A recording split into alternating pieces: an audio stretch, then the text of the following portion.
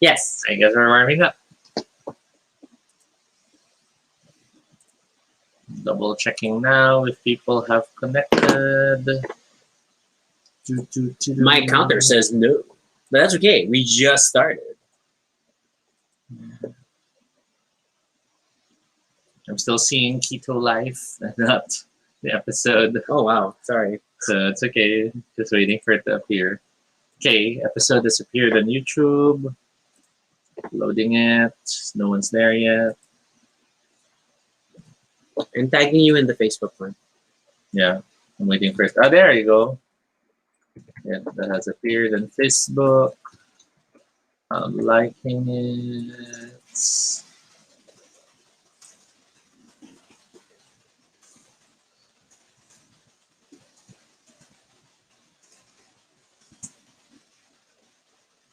And I'm, of course, warning that people can join us only if they're okay with spoilers. AJ! Long time no hear. Well, that's because I'm not active in social media. Hey, David! New shirts, but I washed them and I think they shrank a little. They're a little sexier than they should be. Strange. Strange.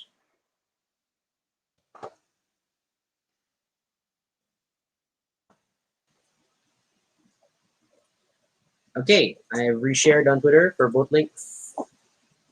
I see David, I see Jay, counted as 2. Oh, because that means Andre's with you? I guess that would mean that. So yeah, the shirts are snugger than expected. But of course, since I'm not fit, they don't really do anything for me. Do they do anything for me? I just look like Rudy. They're not doing anything for you, but they're doing things to you. We have a show. Sorry. Forgot. Right. Oh, I have very cheesy visual aids. It's mainly, I will just use legendary cards. David says strange, as in doctor. Everything is a reference. Oh my gosh. But yeah, today will mark the very first time we're going to openly discuss spoilers in the show. Yes, because it deserves to be discussed. And I think officially we can start in 1 minute. We don't really have to wait for more people to show up. Well, just We give can me just- time to pull out cards. I am not malande. I am just the victim of Oh, yan ka na naman. seduction. I'm very weak when it comes to seduction. Oh my God, there's a Oh, let's have to There's a put it in friend. another box. yeah.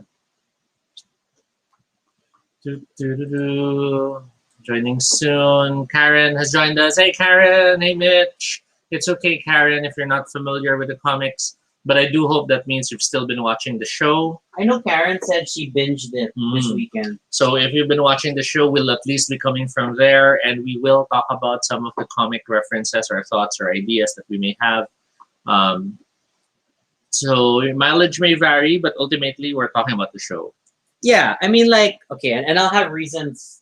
I'll have reasons for that too. Why we can't rely on comic book knowledge absolutely to make speculations. Yeah, about I the show. mean, look at Thanos. He shifted from Grimace to Ube to Taro Toby. before the show finally got launched. Oh, there was a point he was also Makopa. He was that magenta color of Makopa.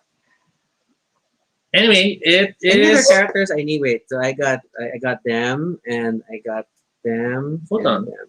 Oh yeah. Give me a moment. And then don't we have Harkness somewhere? I like this photo versus this one. No, so, I don't have one. Harkness does not have a card. Okay. I thought she was a bystander.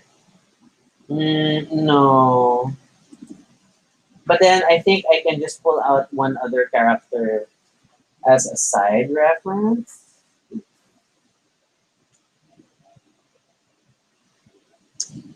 Again, we are warning anyone who has joined the stream so far. This will be a very spoilerific stream. So if you are trying to avoid getting spoiled, this is not the best time to join the show. If you don't mind getting spoiled, then please join us and have fun. Darcy does not have a card, in case people are wondering. Yes. All right, so let's officially start. This is Toby. And this is Rocky. And if it's your first time here, welcome to Baduy Pride, a little space on the internet where we talk about anything we want. It is completely unscripted and not entirely accurate, but at least it's honest. Join us. We talk about everything and anything random live. And if it's not your first time here, thank you so much for joining us again. It is our very lovely episode of 143. Oh my god. And we're talking about WandaVision. Yay. Okay, we've been holding off, and we should pass out the sharks. Pass out the sharks. Everybody, Yes. everybody needs a spoiler shark today because everything is spoilers. Chicken. The chicken has been living in spoiler shark's mouth all this time, so that's a concern. Egg, chicken, egg. So yeah, spoiler shark warnings. Lots of spoilers abound. This will be spoilers not just for the TV show, but spoilers for the comic references that we will talk about. Because you might want to check out the comic book stories and trade paperbacks that might connect to the theories we have. Yeah, and give Marvel more money. But sadly, that means if you listen to us, we're already going to spoil what those will be about. Yeah. But yeah, we're talking about that amazing show that is WandaVision, which is such a breath of fresh air after so many disappointing shows that were inspired by comic books. And I'll admit, I tried very hard to love Agents of S.H.I.E.L.D. And while it does have fun little fan moments, on the whole, the show is not great. Yeah, I mean, I would even state that the shows aren't necessarily bad. But as geeks who love the material, the potential. We were disappointed. So like, for example, Runaways isn't so bad either. We never bothered to finish it. But again, knowing the comic, yeah. parang when you look at the Runaways show, Runaways, yes. Runaways, meh. Same thing with the one before New Mutants. They had the Cloak and Dagger one. Oh, that was another one. That was painful. Meh. The Cloak and Dagger. It's like my dagger is a physical object I can hold.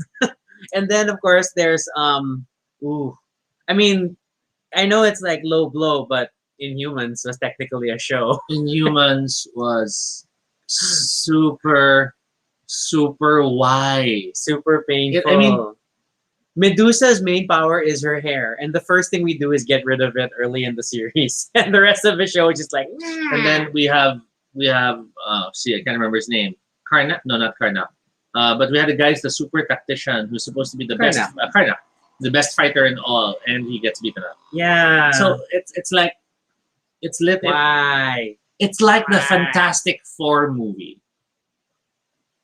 With the worst dooms ever. But, yeah. Plural. But in terms all of the dooms that were recent terrible. Fantastic Four movie we're in, you try to F-tastic. You try to make a Fantastic Four movie, but your latch onto the concept is to make them feel like they're freaks.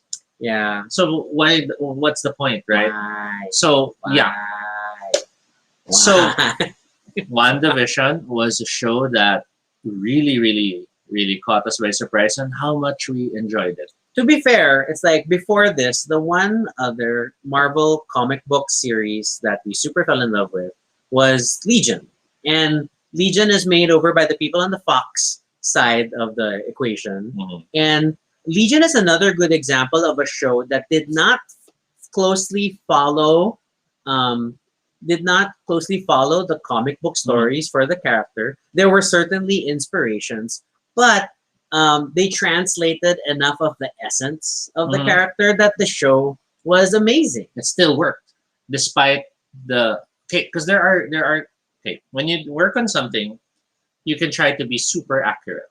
You can try to really, this is what things look like, so I want it to look like the material. For example, the earlier Mortal Kombat movie. Oh, which really tried to capture the visuals. Yes. But I still have a soft spot for that second Mortal Kombat movie, Annihilation. So it's not necessarily bad, but you could see that when you try to make something too accurate, something is lost because you just know it's not the same. Because you still have to adapt to the medium of storytelling that you're going for. That the I mean, a TV show requires certain beats versus a movie requires certain beats, and the comic book doesn't necessarily have the same. At the same time, I have Mitch asking about Jessica Jones and Jay asking about the Netflix show. So that was a mixed bag. Okay, Jessica Jones, if you look at the comics, you can look at it in two ways. There's the Alias series, By Bendis, which which was Marvel closer Max. to the TV show. Yeah, because that was the pseudo-adult comic Yes. line. But then there's the Jessica Jones as part of Friend of more the Justice general- League, Yeah, but not in the Justice We're League. Justice League. She has friend or Justice with an Avenger. Avengers. Sorry.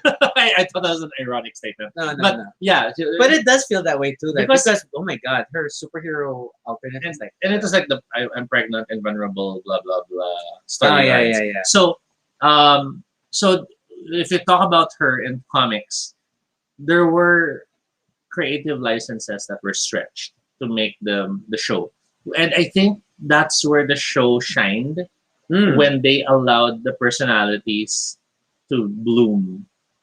Because and I love their Killgrave. Mm-hmm. Their Killgrave take was beautiful, Mhm. even though he wasn't literally a purple man walking around. Mm-hmm. But then like their Wildcat thing tried, but didn't really go anywhere. Yeah, their Wildcat thing felt very much like a preview of what the Wonder Woman movie would be. Luke Cage was good, but like every other major show featuring African Americans, it's also burdened by the responsibility of being very good examples of African American storytelling, My which is not a problem- bad thing. My It's just problem with Luke extra Cage burden. was that it felt like they were afraid to let him develop. It was Mm. almost like he had to always be in this mode. Yeah, and then because he's also like slightly hemmed in by the larger Defenders arc, then we needed to. Mhm. Wow, we're still not even talking about WandaVision. But WandaVision, on the other hand, And then before we close out Defenders, Punisher was like okay but difficult, and then Iron Fist was terrible. But we all know that. And then Iron Fist is everybody takes their turn saying that you are the worst Iron Fist ever. Iron Fist is the last Airbender of the Marvel movies. Oh, but you're like Shyamalan, Yes. last Airbender. Oh, but Daredevil was awesome. Daredevil was pretty awesome. yes, and not only because he was hot. No, seriously, because it had great plots. Yeah, It had good uses of the concept. and good uses of him being hot. And it didn't try to. It still had some lawyer moments. It still had some superhero moments. He had classic Daredevil getting beat up and Mhm. boo-hoo, I have no friends So moments. it nicely allowed the concepts to breathe using the medium. Yes. And that's where we go to WandaVision. Yeah. So For purists, WandaVision is not not comic really- accurate to anything. because it's more in favor of the movie version of Wanda. Yeah. And admittedly, that's not that bad a thing. For those who've seen already the episodes, we got beautiful glimpses of the costume had they decided to be more comic accurate. And it admittedly is a nice classic image, which just really makes you go, "What the hell are you wearing?" Sorry, not the Daredevil movie. What? That movie? What? That movie? What? That movie. Rewind. No. All right. So But WandaVision. admittedly, I enjoyed that movie. It was good at the time. But I don't count it as a Daredevil movie. yeah. I just count it as a fanfic movie of It was- someone who wrote a Daredevil It like was a fun story. action movie, I Yes. guess you could say. I Oh, mean- but the Electro movie was a choice. I mean, yeah, after all the combat scenes, they'll have some trouble doing that little thing on the seesaw. So I keep reading this as putastic and not eftastic. I'm sorry, that's just very me. strange. Because it's such a terrible movie, that one. So, WandaVision.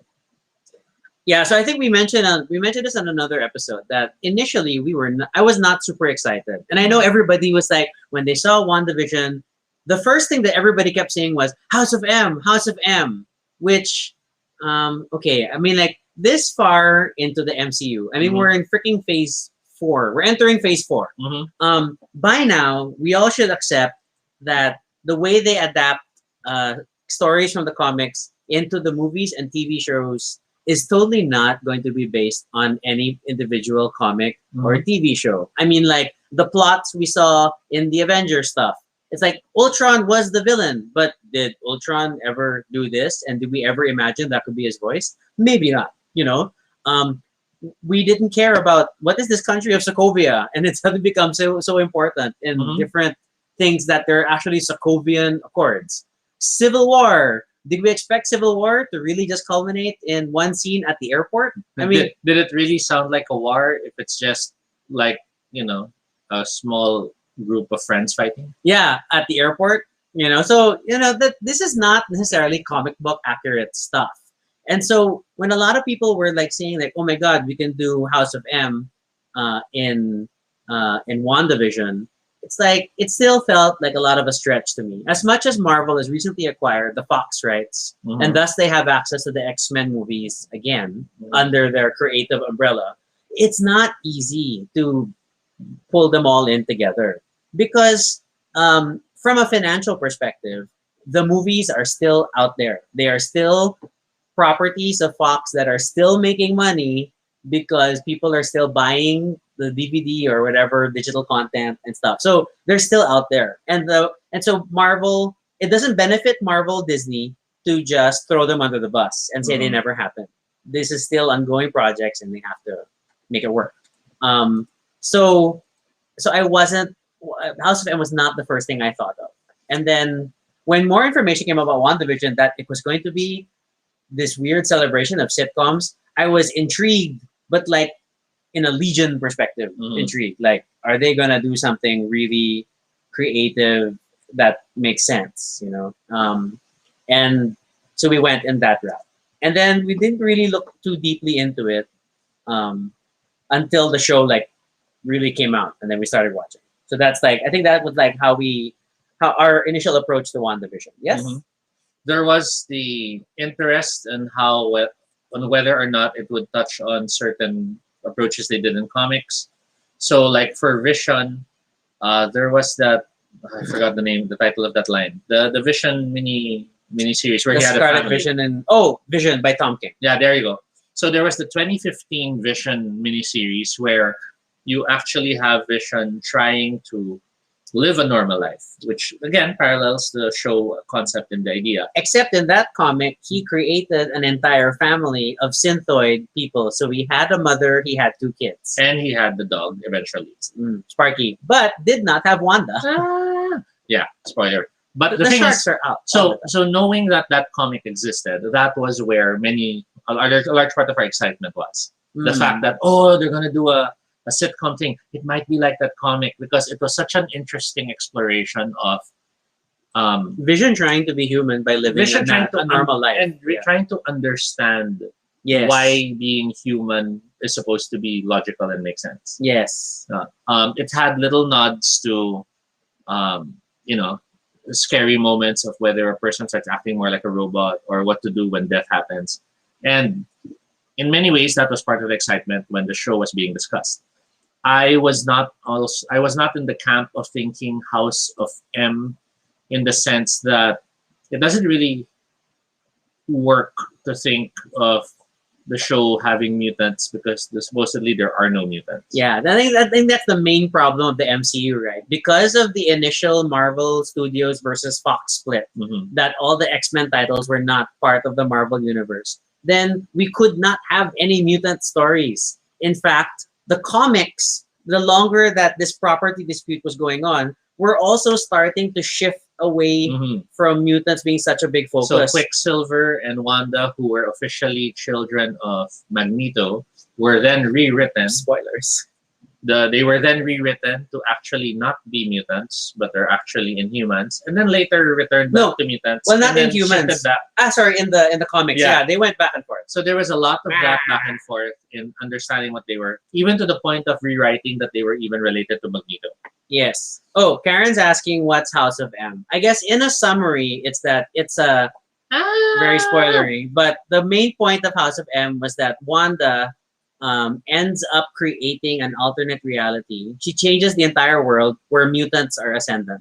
And the main purpose of that was because she wanted her kids back. And I think we can leave it at that. So it was reality altering the whole world so that she could have her kids back because they were taken from her.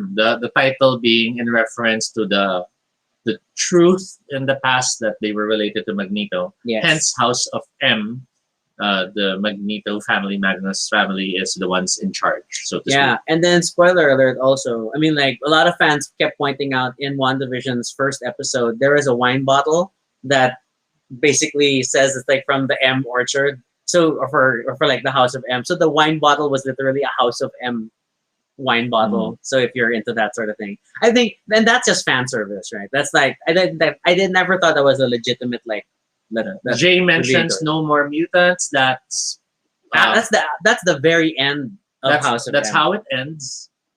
Which again, if you currently look at Marvel's cinematic universe, That's the status quo. it would be an irrelevant statement to make because there aren't any at all. Which was part of one of our first theories that we were thinking, oh, maybe this show will be the way we're in. Unlike House of M, Wanda ends up making people's dreams come true and people get powers or something like that.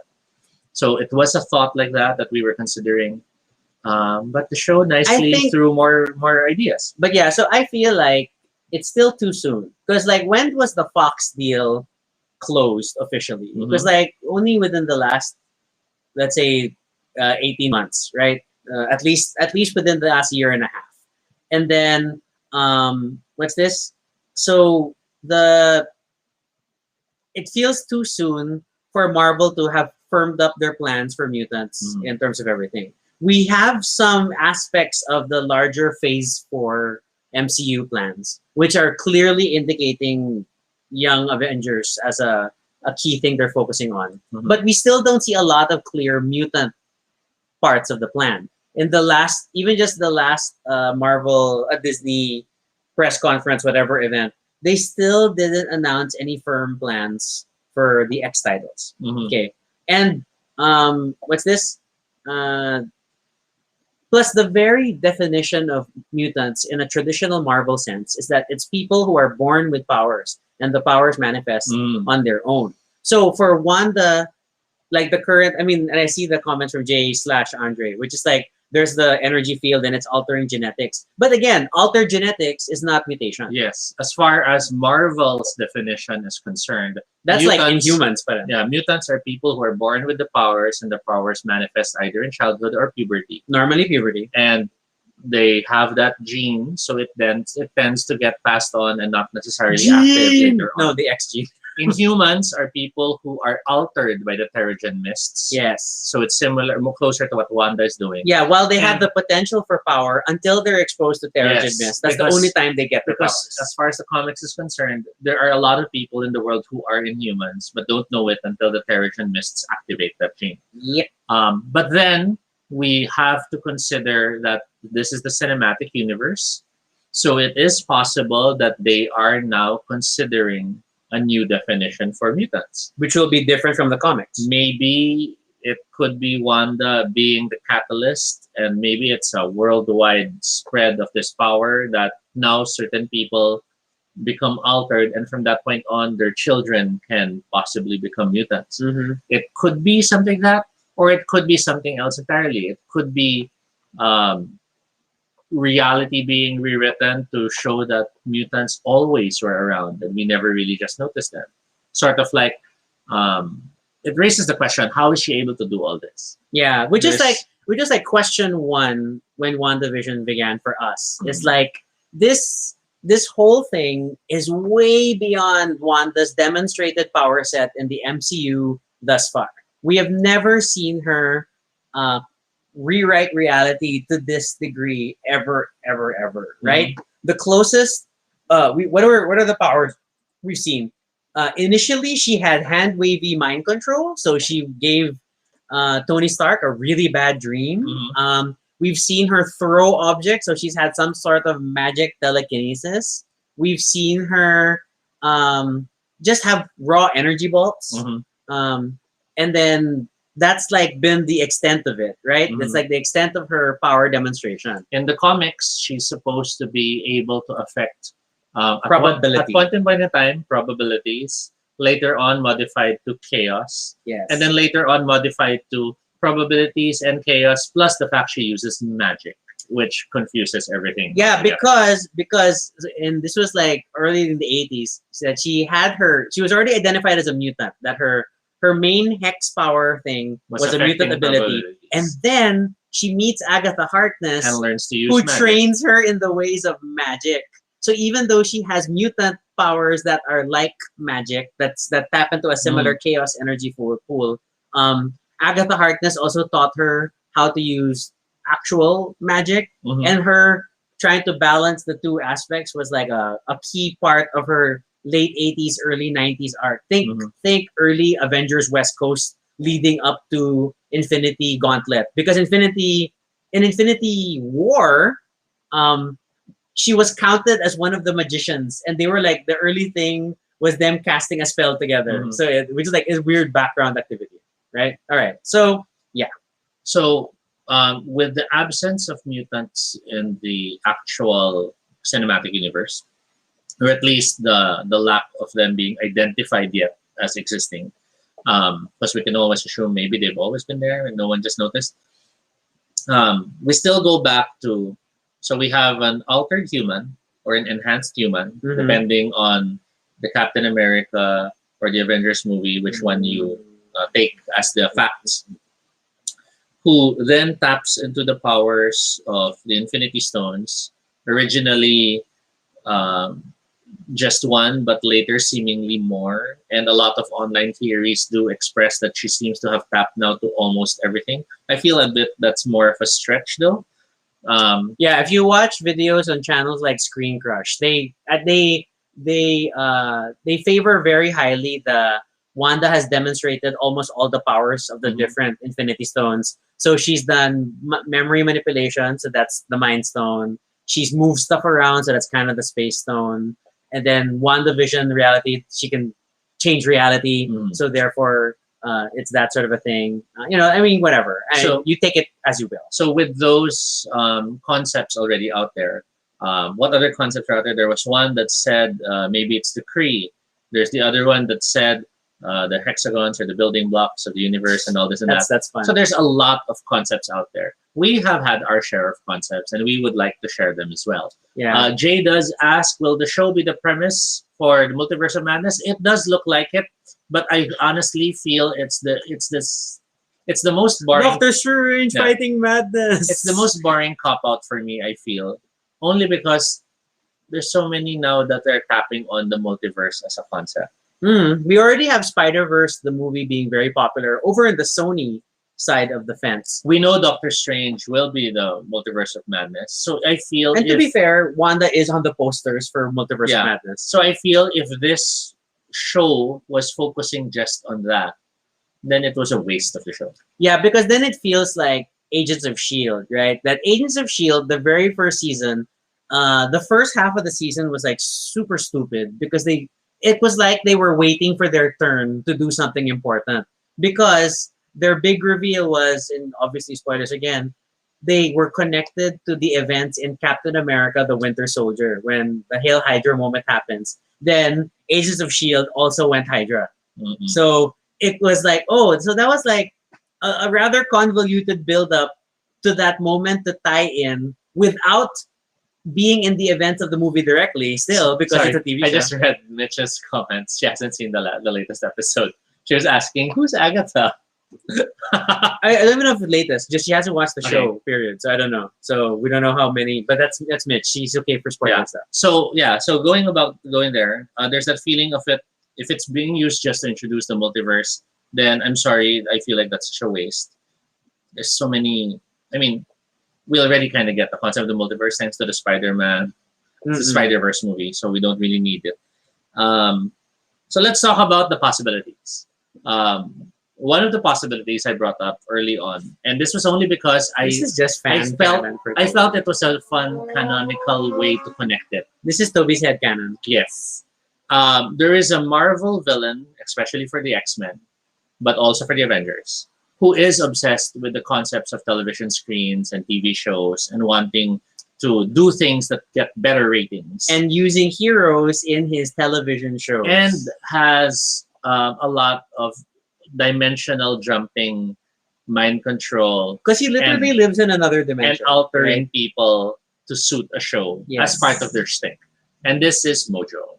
Mojo was this horrendous looking red figure with robotic um, appendages for legs who would trap the X-Men and other heroes into shows of his creation.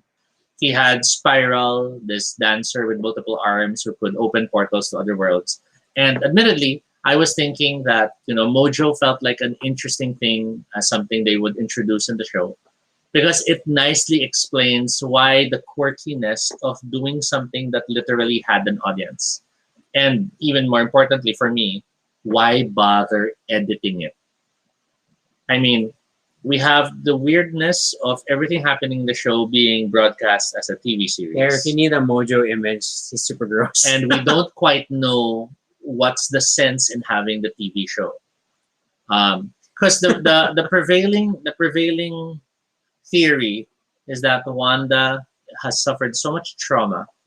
So Westview is an escape from all this trauma. yes. And it's an attempt to live this more ordinary or more favorable life. And that I ride with. That I agree with. I think that that is obviously the core shape of the show, and we'll jump into this more. But like the commercial breaks all seem to speak. At least the first four strongly spoke to traumatic moments in Mhm. Wanda's life, and I'll Mhm. explain that more later.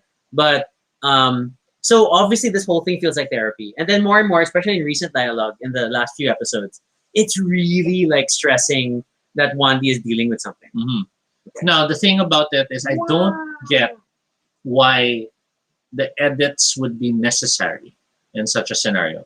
If Mm. I were creating a world where I wanted things to be perfect, then the edits to the show, Define the edits for people who make sure our terminology is clear. yeah, because there are the edits wherein it's almost like time is wound back and the Vision forgets what he was talking about. Yeah. Or they're suddenly back inside and they're doing a scene again.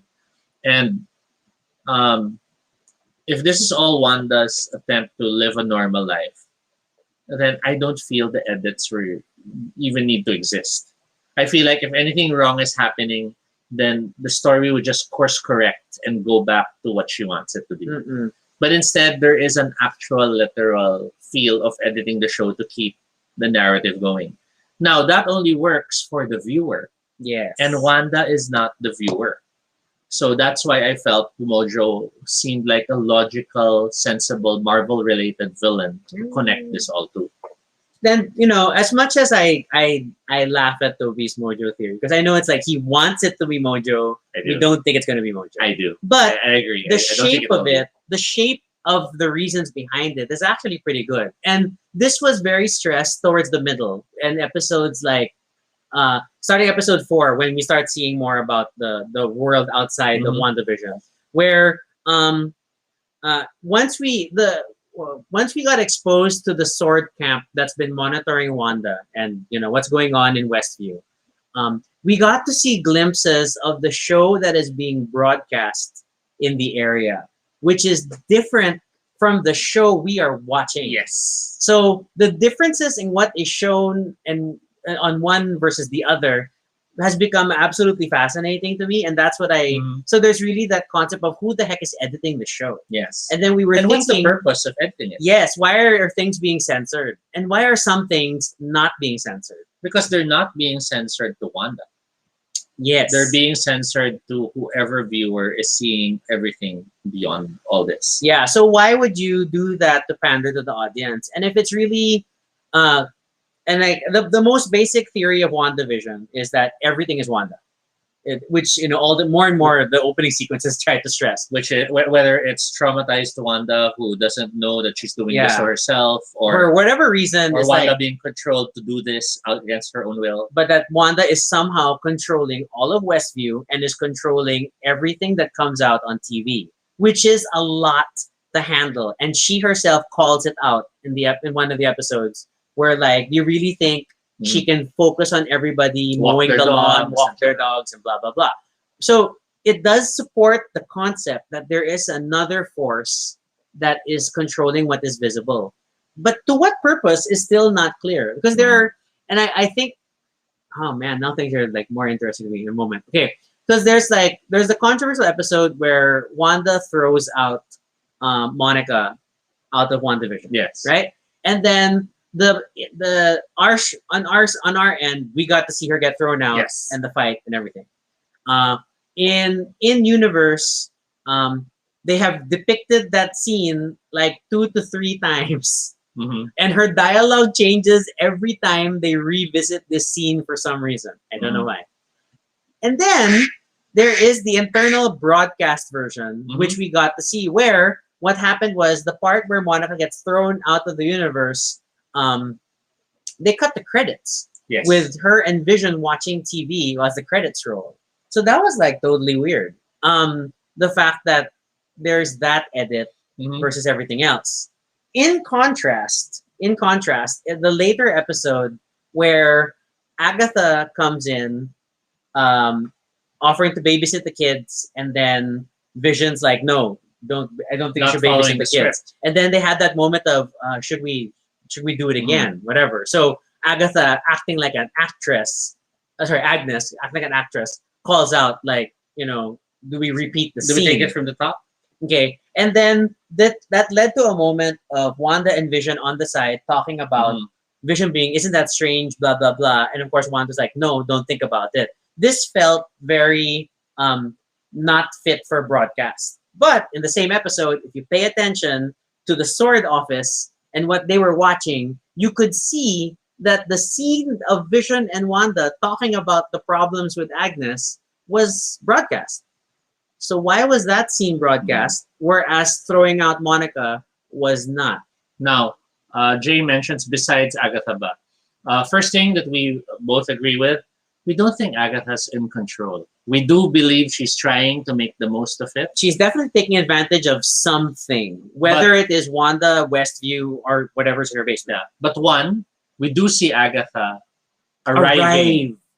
And when she arrives, she becomes part of the thing. So that was like the biggest thing that, like, I mean, as much as you could argue the biggest thing is, damn, that theme song was catchy. That's It's like, good. it's Agatha all along. But more importantly, her very first scene is arriving at Westview. And she arrives in full color. And she turns arrives in black and full white. outfit, and then she adapts to that world. So that already tells you, one, she did not create it. It doesn't feel like she created She did it. not. She did, or maybe she created it, then she steps in. But again, that still feels Overly convoluted. Occam's razor, guys. Second, we have to keep in mind that Wanda does state she doesn't know how it all started. Yes, in the big confrontation episode with Vision. And while we do know Agatha has lied a lot, especially including the car moment wherein we literally see she's trapped and all that, but in that other scene, she looks at us and yes, we know she's playing along at some point. She's not really a prisoner of the entire thing. Being the prisoner, though, you will notice that she goes against a lot of what the world generally is about. Because the world generally is about, you're living a normal life, you're not supposed to be different, you're supposed to be happy and all this and that. But she's the one who starts nudging about waking things from the dead, about doing having this and that. kids So there is an ulterior motive she has, for which the is not children. which is not matching what Westview was Seems to be created designed to for. be. Yes. It almost implies that okay, this is gonna start diving into it. Maybe Wanda, in the fit of her depression after knowing what happened to Vision, ends up creating Westview. And she happens to create it in a place that is a nexus and allows her to do things far beyond her power normally can do. Yeah. So, But then while there, she gets trapped. And Agatha realizes, oh, someone's in that place I normally go to do my thing. But when she slips in, she realizes, I can use this. yeah. So Toby never thought about this. But first, we got to introduce two things. One is that there are two types of nexi in the Marvel universe. Yes. One, which comes up a lot when you watch comic book videos about WandaVision, is that Wanda in the comics has repeatedly been identified as being a Nexus being, where she is a constant throughout multiverses, and I feel like that was always a very like high level concept, right up there with like saying Mantis is the celestial Madonna. Yeah, You know, I have to feel though that that concept doesn't make sense because in all multiverse stories, everyone has a version of themselves in those multiverses. yeah. That's the point of Spider-Verse. Plus, the Nexus concept of Scarlet Witch was a very 80s, 90s thing that didn't really get revisited later on. Once you get to like the Avengers Forever era, when they come back from Heroes Reborn, they focused on her chaos magic, but not so much her being a Nexus thing. But I have to reread.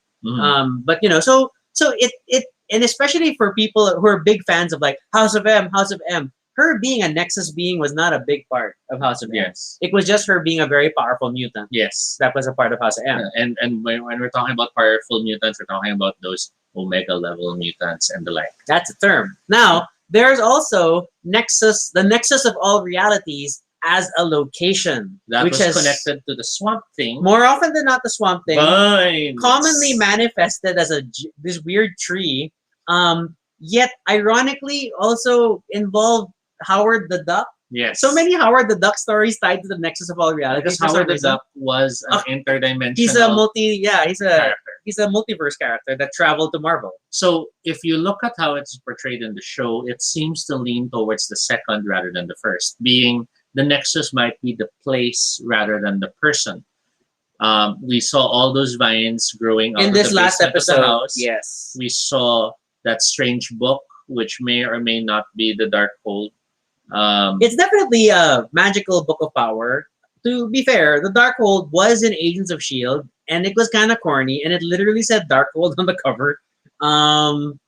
Yeah, so we don't know enough about the book to know what it might actually be. And then I recently read the two different Vision and Scarlet Witch miniseries. One of them did involve a magical book where that contained the demon Samhain, like Halloween Samhain, and that arc was them dealing with that demon. I don't think there's room for like a character like that because he was pretty obscure. That was not a main book. That was a limited series. So I don't think it's in necessarily that direction, but it's definitely some sort of magical book. But more importantly, depicting the basement full of vines does seem to lean towards the Nexus concept as the Nexus is a place and not so much the being. RJ is asking, what if Agatha is the Nexus being? Then I don't think she would need Wanda. Yes, I agree with that. It also doesn't feel, what's the word? If she was the Nexus being, it's a plot point that we've never touched.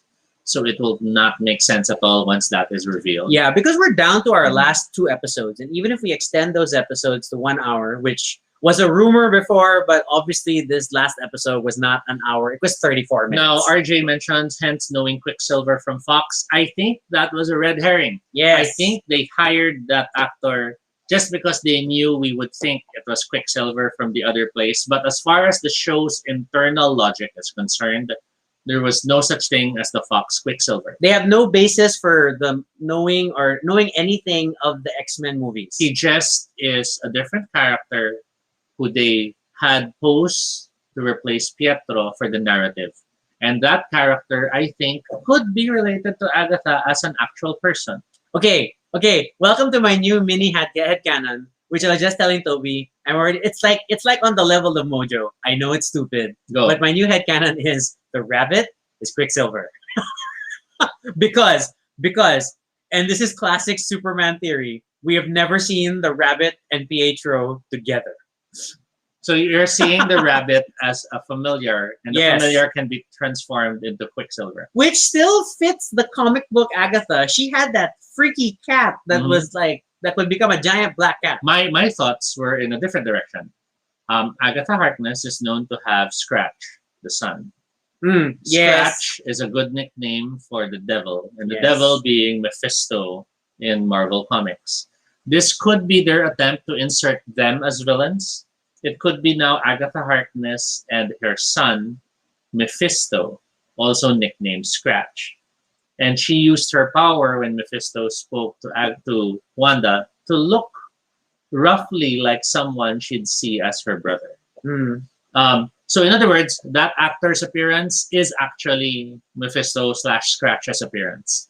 It's just that the magic made Wanda think it's supposed to be the brother. To be Because- totally fair from a magic perspective, is that at the very end of the last episode, we had Agnes cast a particular purple spell Yes. that lingered around the eyes and temples of Wanda, which is very reminiscent of when Wanda would use her own red magic powers to do mind control, like when she Did Tony. when they gave Tony the bad dream. Yeah. So my call on that is the actor playing Pietro is literally the appearance of Agatha's sidekick or son or partner. But it seems so And- cheap to make Mephisto a son. For me, Mephisto's a title. It's just a name, just as Agatha Harkness is her name, but she's Okay. really, and I think the reason why I'm thinking that is when Wanda starts accepting seeing him as the brother and has that moment of remembering the brother should be dead. That's why she sees that actor as the dead Pietro. Yeah. Which I thought that was like the most meta moment. there. Because him as the Quicksilver actor of X-Men is non-existent in the narrative. Yes. It's him as that person, but now being overlapped with the visuals that since you're the brother, I should see you as dead. Mhm. And not I'm seeing X-Men Quicksilver as dead. Yeah. So that's how I see it. Jay says, what if Agatha will teach Wanda? So it's something I guess guess related. to the movie. I believe she will. I believe the key in the last few episodes will be Wanda. All this is happening because I helped you make it happen. If you do what I want, I'll teach you to get your brother back. Okay. Now, I think it surprised very few people that Agnes was actually Agatha Harkness. Everybody was calling this out Very early. ever since the trailers for the series came out, and such a prominent actress was cast as one of the supporting members of the team. And she already has a history of fooling Marvel fans because she was the voice of Dr. Octopus in Spider-Man Into the Spider-Verse. Mhm. But man, that was a good reveal. Okay, so we generally show the fact that nobody was surprised by Agatha Harkness being in the show. What was still surprising, as stressed in this last episode, is that it was Agatha all along, and somehow pointing Agatha as the big villain feels very dissonant.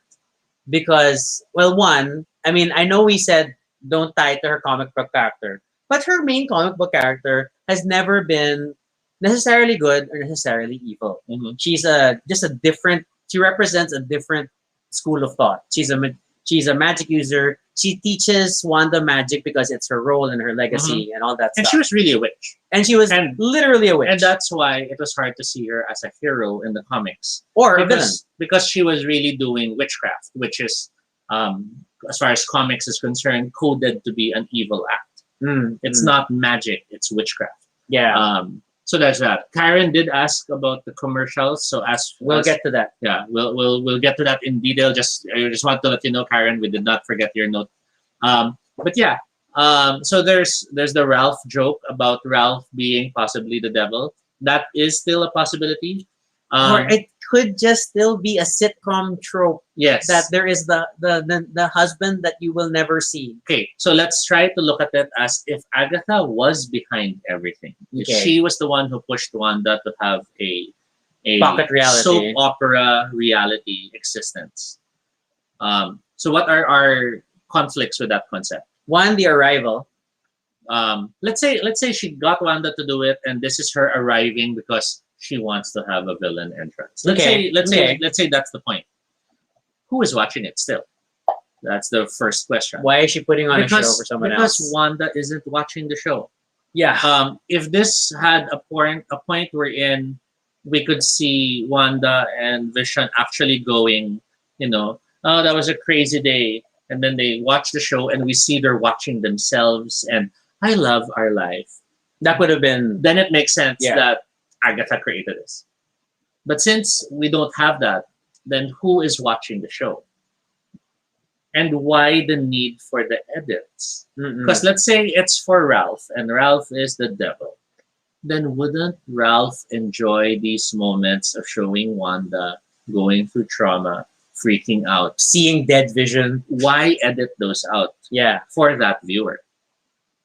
So it's that sort of thing that makes me really feel not her. Okay. Wanda, it's Wanda all. Sorry, it was Agatha all along in doing stuff, but I don't think it was Agatha all along in making this start. David's like, yeah, he thinks Agatha all along in her Bop song show, she can control what's happening in the hex, and it doesn't explain how the hex was created. And I support this. I generally feel like, what's this? I generally feel like it just shows that because she also uses magic, she can influence, she can pull the same strings. David's like, latest episode shows it wasn't being aired anymore for some reason. Well, Yes. we did have Wanda like not wanting to perform, right? She's like, she was super down and not wanting things to go out, and yet she was still doing Modern Family style interviews. But there's also the side fact that the Sword base camp got turned into a circus. So the main group that was monitoring is now gone, and then the expansion of the hex distorts things. So I don't know. It's not as important to show things anymore. So this brings us to my second headcanon theory, which doesn't really make sense, but I like the idea of how to connect it. I feel that this could connect to one of two other possible high concept villains in the Marvel universe. Okay. The first being literally the Watchers. That maybe Wanda and her access to the nexus of all things allows them to then see all these possibilities. So they're the ones enjoying and relishing from all this. And Agatha is just taking advantage of the fact that through Wanda, she's able to leech and do things. There's that nice idea, that nice reveal of how the logo has been progressively having less and less of her magic visible surrounding the name of the show.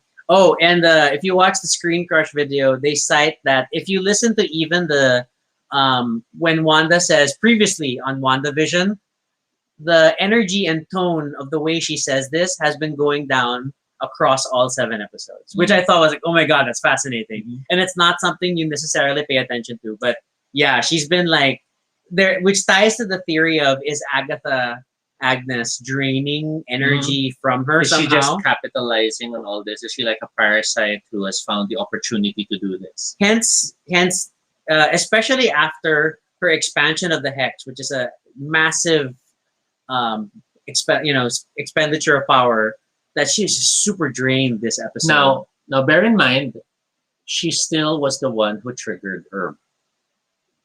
And Herb was the guy who started telling Vision that something might not be going right. Why would she do this if she wanted Wanda trapped in this hex? There is that. Why cause that friction to start happening? So there's almost that feeling of, did Wanda create this as a safe haven? So a lot of her power is maintaining this illusion. But Agatha wants her to use her power somewhere else. And the only way she could get Wanda to do it is to win Wanda over. So she makes her have a fight with Vision. So they don't talk anymore that well. They're starting to argue and all this and that. She takes the children as insurance. And then maybe if you saw how she approached the encounter with Photon, for the children, she's trying to show that she's the one Wanda should trust. Now here's Photon trying to help her, and she's like, no, and pulls her away. Classic. And even the earlier, like when Monica was having her big confrontation with Wanda in the 70s era episode, and outside you had Agatha and Herb talking, and it was super like, so they're alone in there together, so she was all like concerned about it because Monica has been a rogue element that was not originally part of things and was not part of the plans. But if she had the same degree of control over things, why didn't she kick Monica out sooner? Why did she not? Why all this cloak and dagger? There is that feeling of she's able to really alter things, but only on a smaller scale, and still needs Wanda's help to do the bigger things. Now there is still the question of if Wanda created the whole Westview thing with the aid or not of the Nexus, then why is the Nexus in Agatha's house In her basement. and not Wanda's house? Yes. Which is interesting. So it still feels like, and again, Wanda did say she doesn't know how things happen, so she didn't consciously select the location. Maybe she was drawn to it if it is a point of power, but it definitely feels like she didn't know the Nexus is there. Mm-hmm.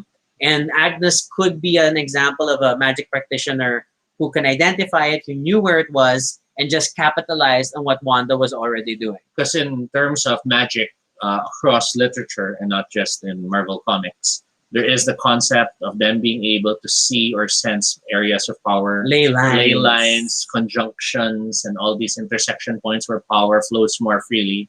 And if that is the kind of concept that they're exploring here in WandaVision, then maybe Wanda, whether by chance because of probabilities, or by nature because she is a mystical being and she just doesn't realize it, ended up finding this nexus. And from this nexus, it's even possible that she made the deal with whatever was here or tapped into the powers without really realizing it, created this world where she wanted things to be better. And Agatha realized she now had to work with the new warden of the place because she was there when all this happened. And she suddenly realizes, maybe Wanda accomplished what she's been trying to do all these years in such quick a time. Mm-hmm. So I need to be her friend. Hence, she's the perfect neighbor. She's citing mistrust and suspicion over anyone else. That's true. And she is prodding her to not be normal. Because that's the thing about her that's really weird. If she wanted the Westview to be maintained, she wouldn't be, Sparky's dead. Yeah. And stuff like that. Why stir up trouble? She would hide it. It would even be more like she has power. So she'll maybe bring Sparky back and no, Sparky's fine. Nothing to worry about. Yeah. But that's not what's happening. We see she's her, introducing conflict. Yes. Knowing she pretended and lied to Vision, then we know she's manipulating Vision to talk and to argue with Wanda about things. She's literally gaslighting Wanda through Vision. Because she's giving Vision things to argue about, but she knows Wanda can't really answer them.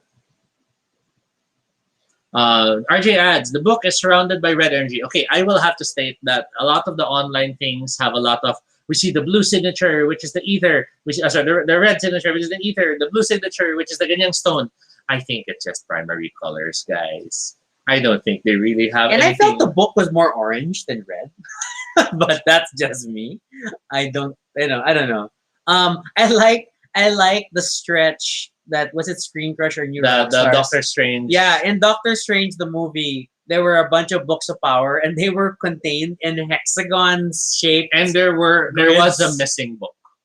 Yeah, So there's one missing book, which is like, okay, I like that's enjoy your fan canon. If that's cool, then we go by colors, purple, red, blue colors. Well, that's true. And admittedly, I would love it if there was such instances of that. But then we'll have Photon, who, we're not quite sure yet how far they'll go with her as a hero in terms of powers. Mm-hmm. In the comics, Photon could transform to energy forms. In fact, she was stuck as an energy form for many years. Here, we're sort of right now seeing she can see in wavelengths of energy. Which is, a very basic power in Aeon Trinity when you have the electric power. But we don't know yet what else she can do. But she did do a superhero landing. Yeah. So that already is stressing she's going to be a hero. But I don't know. Does that mean she flew? Does that mean she can propel herself? Yeah. Did she? Because she resisted being thrown back. Or did she just have generic superhero powers? Because that's what Wanda was at the start of the cinematic universe. Yeah. I have probability Hand-waving power. How do I define it? I do energy bolts and I do telekinesis. And I do telepathy. mind stuff too. Yeah. So She waves her fingers. so how is that all connected to chaos? I don't know. But, But to yeah. be fair, they've never really said that her powers in the MCU are probabilities. Yes. It's just that she has hand waving. She has red power. Yes, we've never even called it the Scarlet Witch. Sadly, she's always been Wanda. And to use the light colors as a signifier of the Infinity Gems for me is wrong, because as early as Avengers, she had red power to alter Tony Stark's memory. That is not the color of the Mind Stone. That's true. The Mind Stone's yellow. So her, In the her ability to do things had nothing to do with reality. So I feel like it's a stretch. Yeah, the Space Stone is blue, and like I guess you can stress that Quicksilver running around is kind of bluish. But the people are arguing now that that's why Quicksilver's energy looks purple suddenly because it's Agnes, and like I don't know. I think people are just pushing colors where they want them to go. Okay, Coloring so book time. let's go to the commercials. Oh my god, Karen, you asked about the commercials. I felt like my appreciation for the commercials made sense up until Yo Magic. So the first four commercials, especially to be fair, they were the old timey wimey commercials, had very clear connections to key moments of trauma in Wanda's life. So the toaster cited what's this? Many was this when you study it further, they point out that the red dot. There was the red dot, which is very like kind of cue that hey something's going on. You had the Stark repulsor,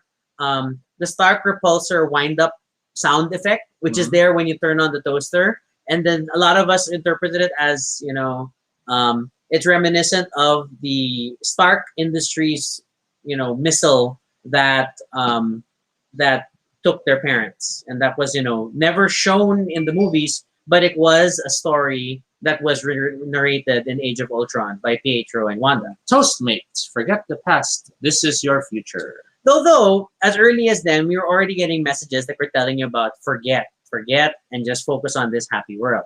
The next one was a blatant reference to time. Strucker watch. The Strucker watch. It had a Hydra logo on it, so it was very Hydra, and it talks about them getting acquired by Baron Strucker, who conducted the experiments that gave them their powers.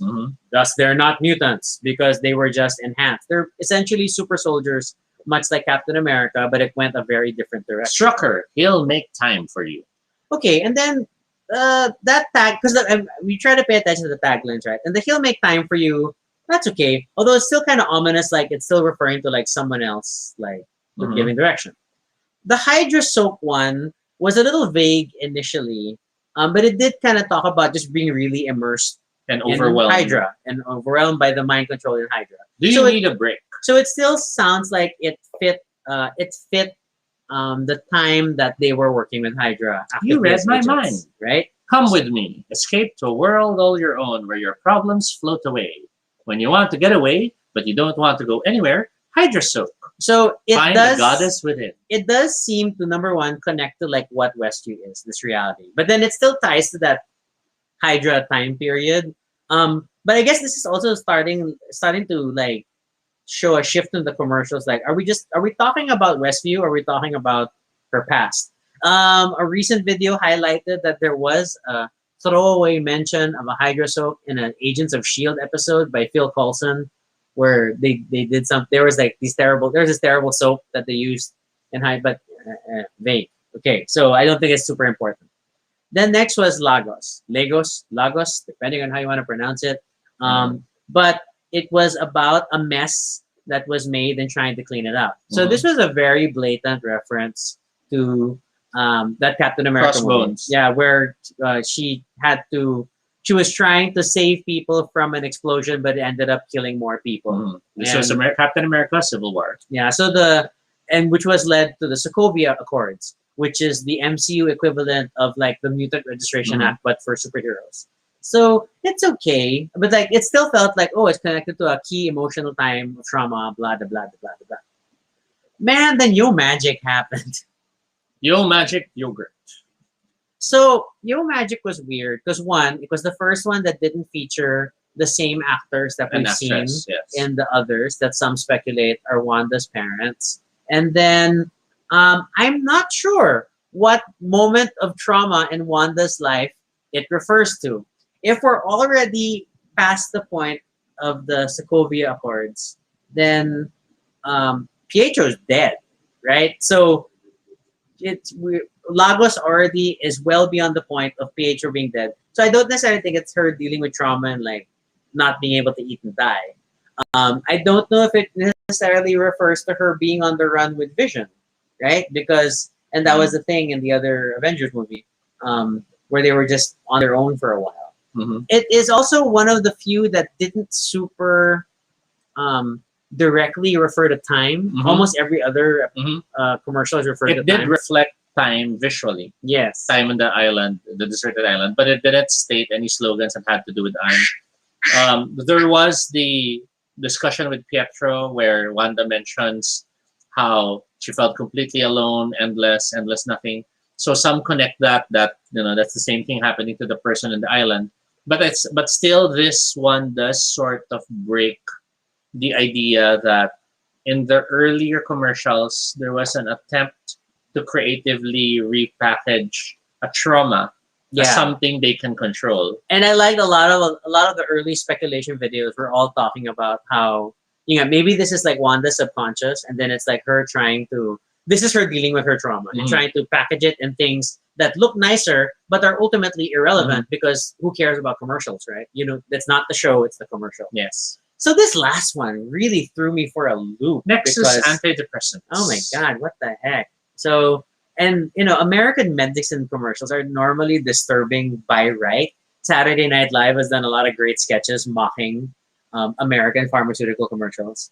But this one, so everybody got excited because it says Nexus. Then, oh my god, Nexus being blah, blah, blah, blah, which is still a possibility.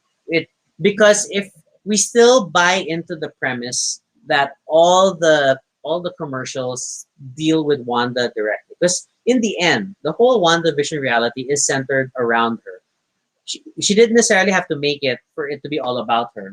And this latest commercial kind of hints at that. That are we saying that Wanda is the Nexus being that we all want her to be? But I'm not 100% banking on it, again, for reasons that it comes from much older comics and it's not a concept that has really been celebrated throughout Wanda's recent history.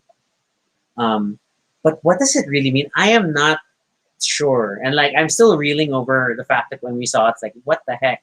But at least we did get to see the actor and actress back that we had not seen in the previous ones. So for me, this then once more connects to one of the headcanon thoughts I had, which was a lot of the mentions of time does make one think about a specific Avengers villain who is also time related. And obviously it's Immortus. And Immortus / Kang the Conqueror / Ramatut. Yeah. So it's, for me, headcanon wise, possible that maybe the Nexus again is still a location and not the person. Maybe the Kang or Immortus character is the guardian or the protector, the one trapped inside this Nexus. Maybe Scarlet Witch finds the Nexus, and these commercials are her subconscious trying to break her out of what she's trapped in right now because of the prison she's accepted to embrace and forget about the real world. Slowly, the commercials do go through her trauma.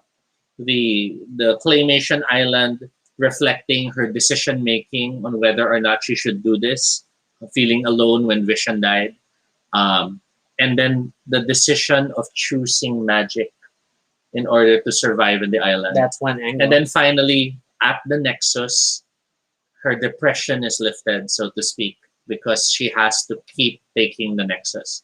But if you'll notice, the message of the commercial is because the world doesn't revolve around you, doesn't it?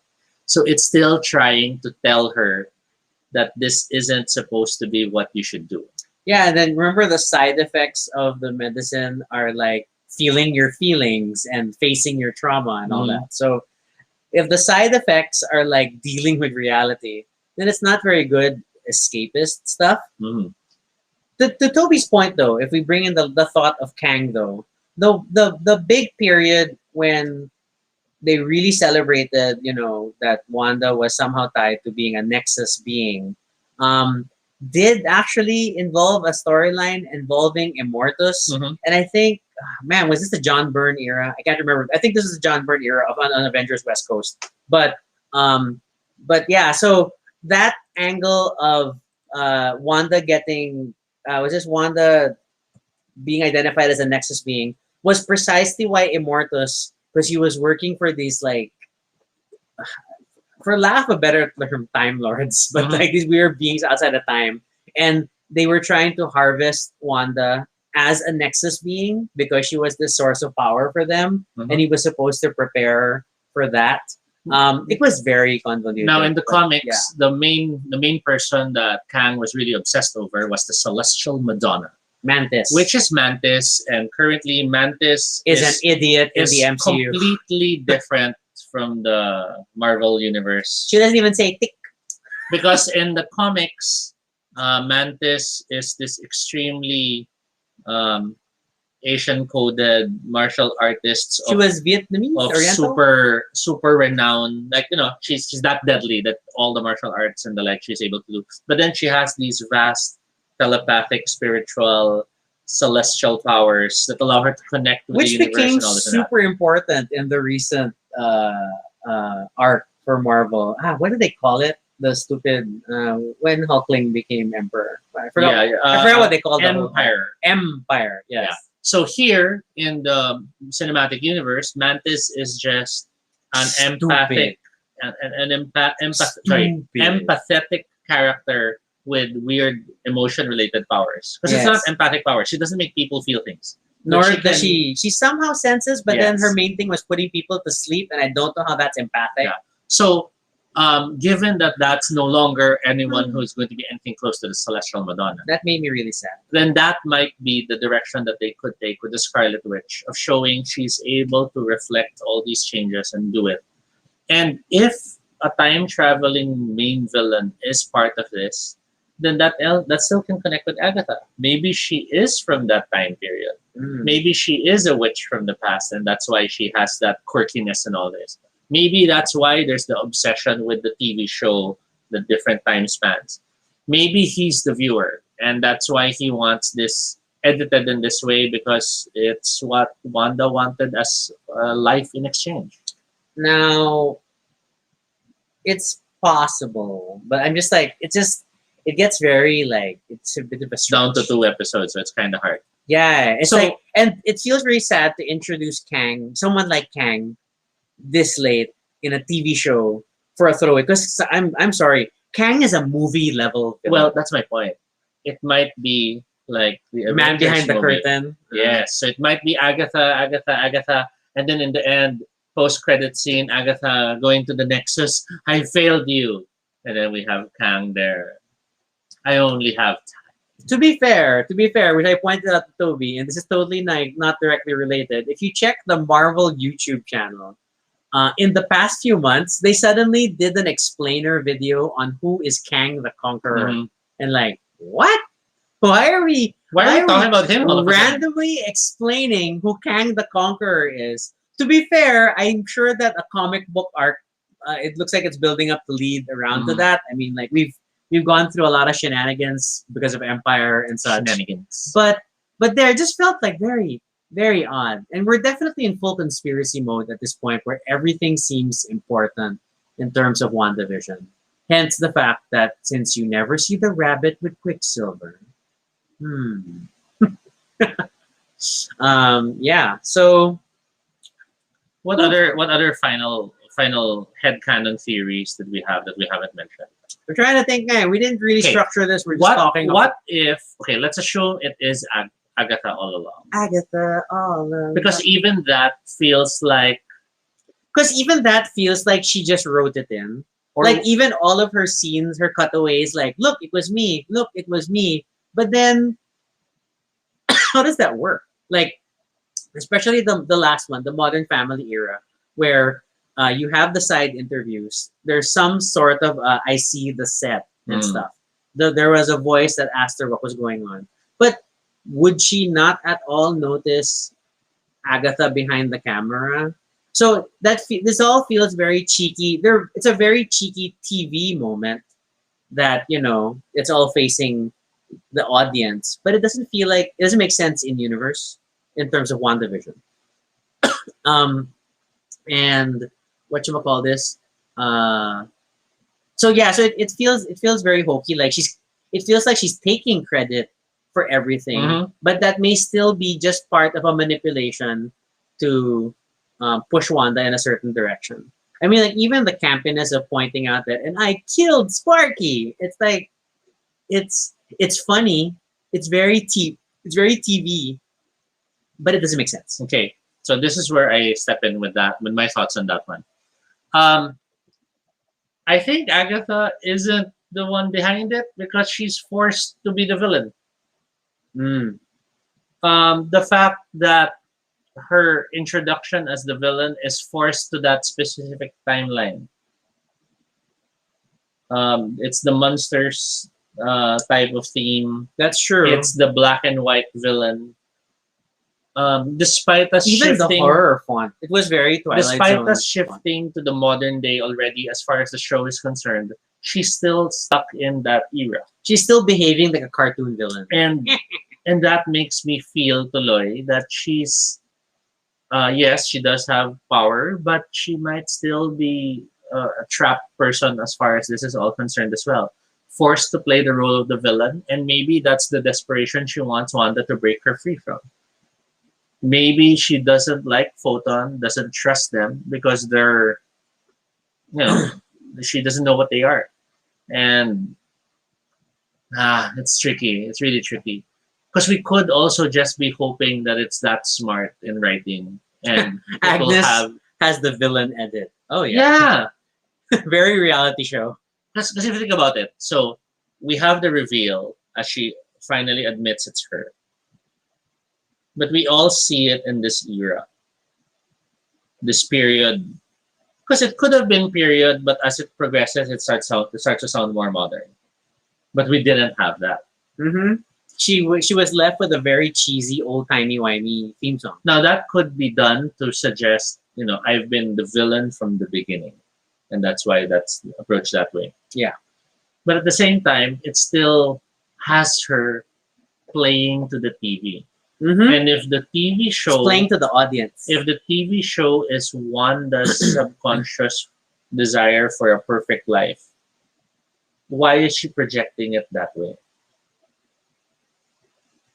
So it still feels like she's not the big villain, Or she's hamming it up Yeah, for the big villain. it still feels like there's someone watching, and they're forced to play their roles. And Agatha knows only Wanda can break them free, but she has to do it in the context of the show. And that's why she doesn't want Photon to help, because they're from outside. Yeah. And if the show ends, things will happen to them. Mm-hmm. And we saw that parang as early on. It's like when her weird at the lawn scene with Irv, and like she clearly the goal is not to rattle Wanda. It's like I don't necessarily think she was afraid of Wanda, but she didn't want to disturb Wanda and make sure that things keep going. So she's invested enough to keep Westview going, to keep the whole WandaVision illusion going, but not so much to actually make things easy for Wanda. Because again, if we buy into, yeah, she killed the dog. And what did killing the dog do? Introduce the concept of death, make Wanda have to talk about dealing with death to her kids. And, a lot of the things that she's clearly not doing and facing her own trauma. It's like, it's very pointed. It's very directed. Okay. Nigel was asking about, we talked about Spectrum. We've mentioned a few things, but we haven't really talked about Photon in general and whether you want to call her Captain Marvel, Photon, or Spectrum. Yeah. So for those who don't know, originally she was Captain Marvel. She was known to have a silver outfit, black hair with starlight designs and stuff. But then that name was problematic because Captain Marvel as a name is problematic. It's been controlled by so many people. There's Captain Marvel, Shazam. Captain Marvel, yeah, Shazam and DC. Captain Mar-Vel, who is the original cosmic hero. Yeah. And then Captain Carol Marvel, Danvers. Shazam itself is split to two because there's the DC Oh, and there's the Fawcett Comics. I I forgot. forget. Yeah. But there was that separate line, which is why they had to rename him to Shazam and Yes. not Captain Marvel. Oh, there's a whole video on that. Yes. I love that one. So, given all that names, they then shifted, I think, first to Spectrum, but Yeah, later Spectrum on first. shifted it to Photon because Spectrum became a legacy name. Parang there was a Spectrum, and then now I'll follow her, so I'll be Photon. So that's how complicated it is. But the basic idea was energy power, energy forms, and then later it was shifted to cannot leave energy form, trapped forever as energy. And then with the latest one, I'm not sure. She's in better control now, and then she became like full on like remember the Ultimates theme, which was like Black Panther, Blue Marvel. It also included Monica Rambeau, and there were and they all in comic they made fun of the fact that she's had so many names, and then in many cases she was starting to go by Monica, like she didn't have a superhero name and just called me Monica Rambeau. So it's been a problem for her. But yeah, but she's definitely more under control of her powers finally. But I know it expanded the like control of all spectrums of energy. Yes. So it's very tricky. It's very, very tricky because she's definitely a big hitter. Now, the current storyline had her finally pushing through the. I mean, they warned her of the risks that going through the barrier again is going to make more changes to her on a cellular level. She insisted anyway, pushed through in a manner that is highly reminiscent of her very, very original comic book origin, although it wasn't a TV show reality, it was just some barrier. So that's, and I'm still on board for that. And then when she finally crosses through, we have this moment of her seeing everything in weird colors and stuff. I think it was New Rockstars that said like, oh, now it's like she can see the Matrix. But I don't think it has to be as convoluted as seeing what is powering the WandaVision world. But it could just tie back to her fundamental photon power, which is she could perceive all forms of energy. Because if you look at the way she saw the world, she saw extra radial lines around the power lines, along other transmitters. So that still supports like her main comic book power definition. But if we take a step back, walking through the barrier, she saw different eras of herself. Yes. Including the era she was playing in Westview. Which was funny. Which tells you if it was a time thing, those eras won't exist because they're not her past. Yeah, they're not real. So it does imply it's a multiversal thing. But as a multiversal thing, it then again tells you that the Nexus concept can't be a person.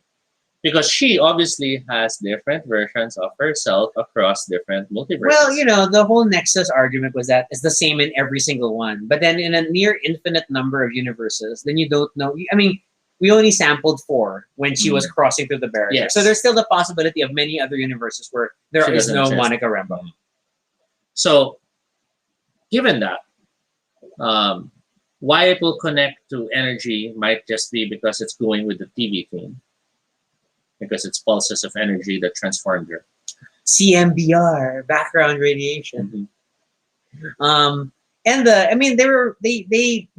they've led up to this very well, I feel. Because when you go back to when they rescued her after she was thrown out of Westview, and then her X-ray scans were like an ultra, overexposed X-ray plate instead of a normal X-ray plate, which just kind of supported that she was radiating or was made of, or at least was supercharged with energy. Yes. Which still felt very photon. And at that point, we were already excited. It's like it was very fitting of her comic book character. And then she just needed a catalyst to kickstart her powers and push her forward, which was literally her pushing through. The way it was depicted was very dramatic, and I don't know. Yeah, it could be multiple realities, could multiple time periods. It could just be the very nature of the barrier, because we know that things normally crossing through the barrier are changed and adapted to the current timeline, and thus her pushing through the new reinforced WandaVision barrier that was designed to really keep people out. Just has her cycling through different iterations also of the TV period to some degree. But they were much older and weirder depictions of her in that crossing over. So it's really hard to say. But all these things. So I'm not too keen on the specifics. That's not the main thing, but it's definitely showing that she is a superhero coming into her abilities. Whether or not they will be enough to come into play now is hard to say because yeah, things are definitely escalating. Um, yeah. Okay. Oh, one thing I think that we really need to pay attention to in these last few episodes is the aspect ratio of the show. Mm-hmm.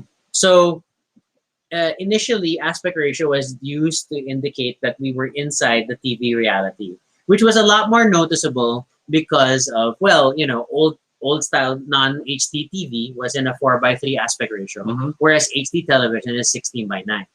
Um, and watching when the letterboxing disappears and reappears has been like a running trope in the show.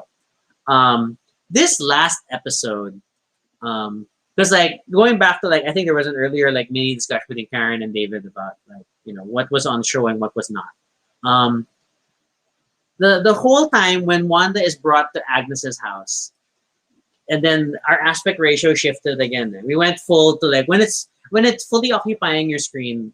The general way it's been coded is that this is the reality that is happening that is not necessarily being broadcast, Mm-hmm. right? It's not following a broadcast aspect ratio, and so the whole scene of sending her to the basement was definitely something that wouldn't even touch the external broadcast cameras if there are any Mhm. such things. So, but it's getting harder and harder to catch the aspect ratio transitions because of the fact that we're approaching the modern day.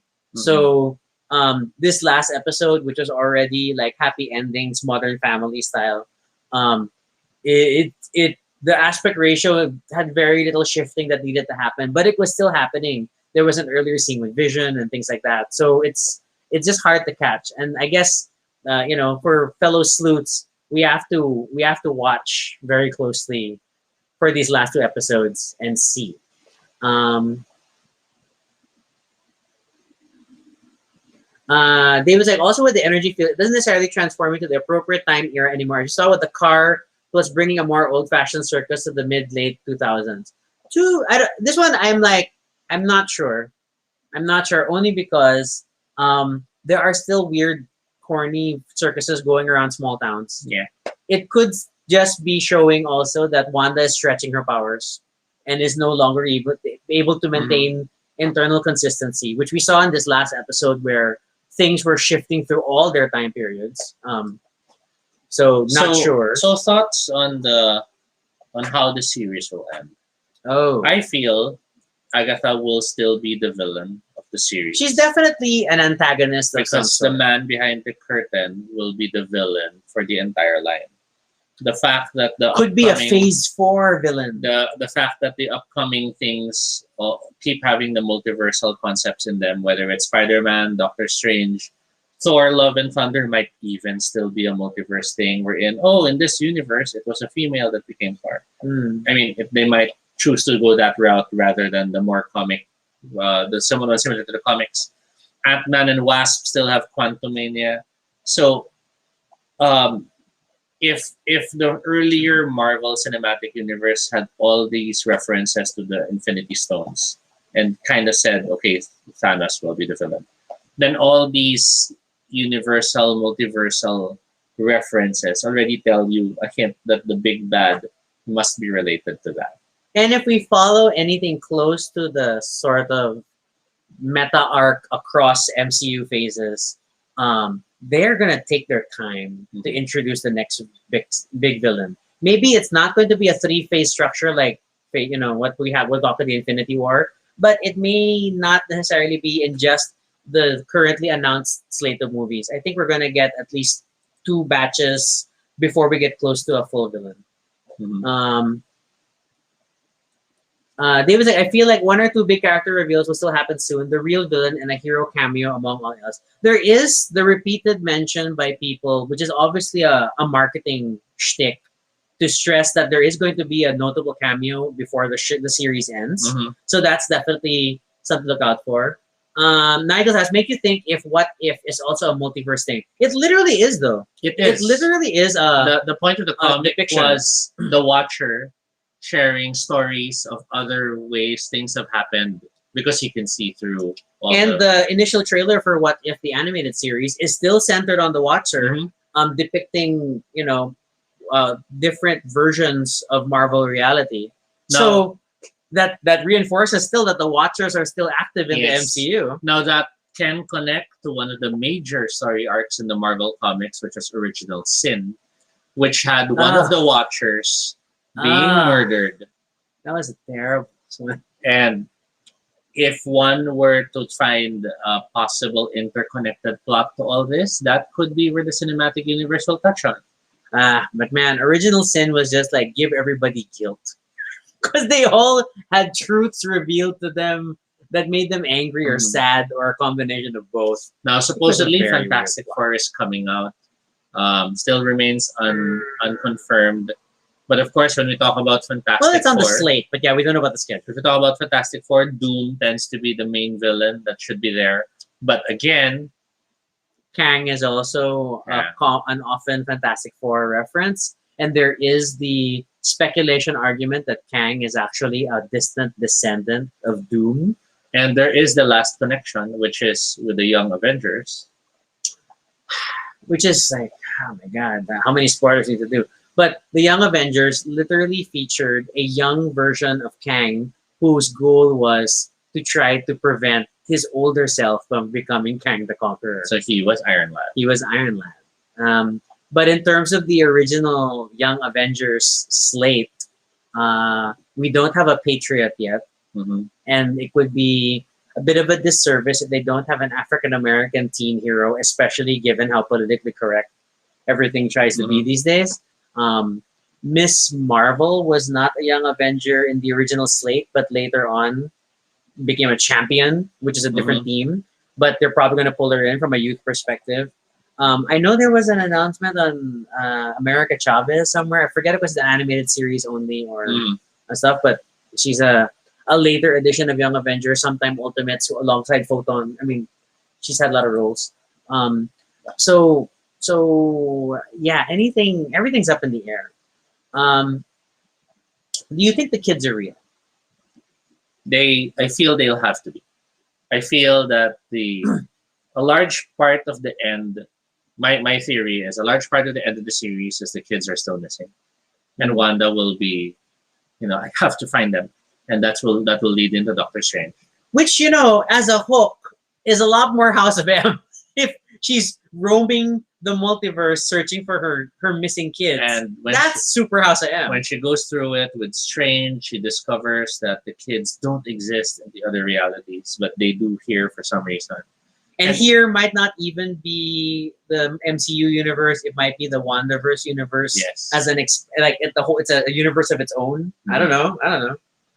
Now, the freaky big possible twist that the show can go, however, is that the entire series is a show, and it ends with Wanda breaking out of her trauma because she was the viewer of the show. And she created the villain. Meta. She created the villain to make her feel like she was coping with her trauma, and that's how Agatha is. So hard to tell, but I do feel the kids were really created. Whether or not she was the one who created it or not, they still created because let's face it, it's still a robot, worse than a dead body. Yeah, and like the initial, earlier on, there was the excitement that Wanda can't put the kids to sleep, nor can she control them aging themselves up. Therefore, it indicated, some were saying that was proof that they were real, or at least independent of her. But then being independent of her may not be enough because now we've firmly established that Agatha has the right kind of magic that can manipulate things within WandaVision. So anything is still possible. The kids could be constructs created by her. But to counter that immediately, then why bother the babysitting exercise and the awkwardness? When in the end, if she was just going to vanish them or dispel them, if she cast them, then that seems weird. And note the constants of the baby related thing being the one she can't control. She couldn't control the Stark. For Wanda. Yeah. She couldn't control the children. She couldn't calm them down. She couldn't control the labor. Yeah. So that all still shows you that it's something that is not within, despite she wants it so much, it's not within something she can control. Do you think that was this okay? Westview's bigger now with more people, and then we're starting to show things are fritzing up more. But then the fritzing seems to be very personal to Wanda's house. Mm-hmm. And then the previous episode established that the borders or edges of Westview, people were pretty much like on very basic NPC Mm-hmm. things to save server bandwidth. I don't know Loop. how you want to argue it. They're on loops, right? Motions, yeah. But now in the expanded Westview, the circus is still on the edge of Westview because it was like the sword base that was conquered, and then Vision wakes up in that area. But it was fully animated. It was super animated. And not just that, the delays kept happening to stop Vision and Darcy from getting to their destination. So these are delays which Vision stated, I think my wife is trying to keep us from getting there, but she didn't know they were there. And she was super out of it. But she didn't feel like she was having a really bad day. She could barely control the house. So what makes us think that she was manipulating the circus just for her husband when she couldn't even answer the question of where is dad, and then like he'll come home when he'll come home, But so she's not super in tune with it. So it really feels like someone else was driving that, and someone else was throwing roadblocks in their path with Darcy. Whether that was Agatha or not, I don't know. It could be. It could very well be. But then Agatha was seemingly content to just get the kids and have them distracted with the rabbit, who may or may not be Quicksilver. Ooh, that's another pillar to support Quicksilver is the rabbit. And then like, what was Quicksilver's main role in the last episode? Entertain the kids. And then he did it again as the rabbit. I'm so buying into Quicksilver as the rabbit. Yeah. Oh my gosh.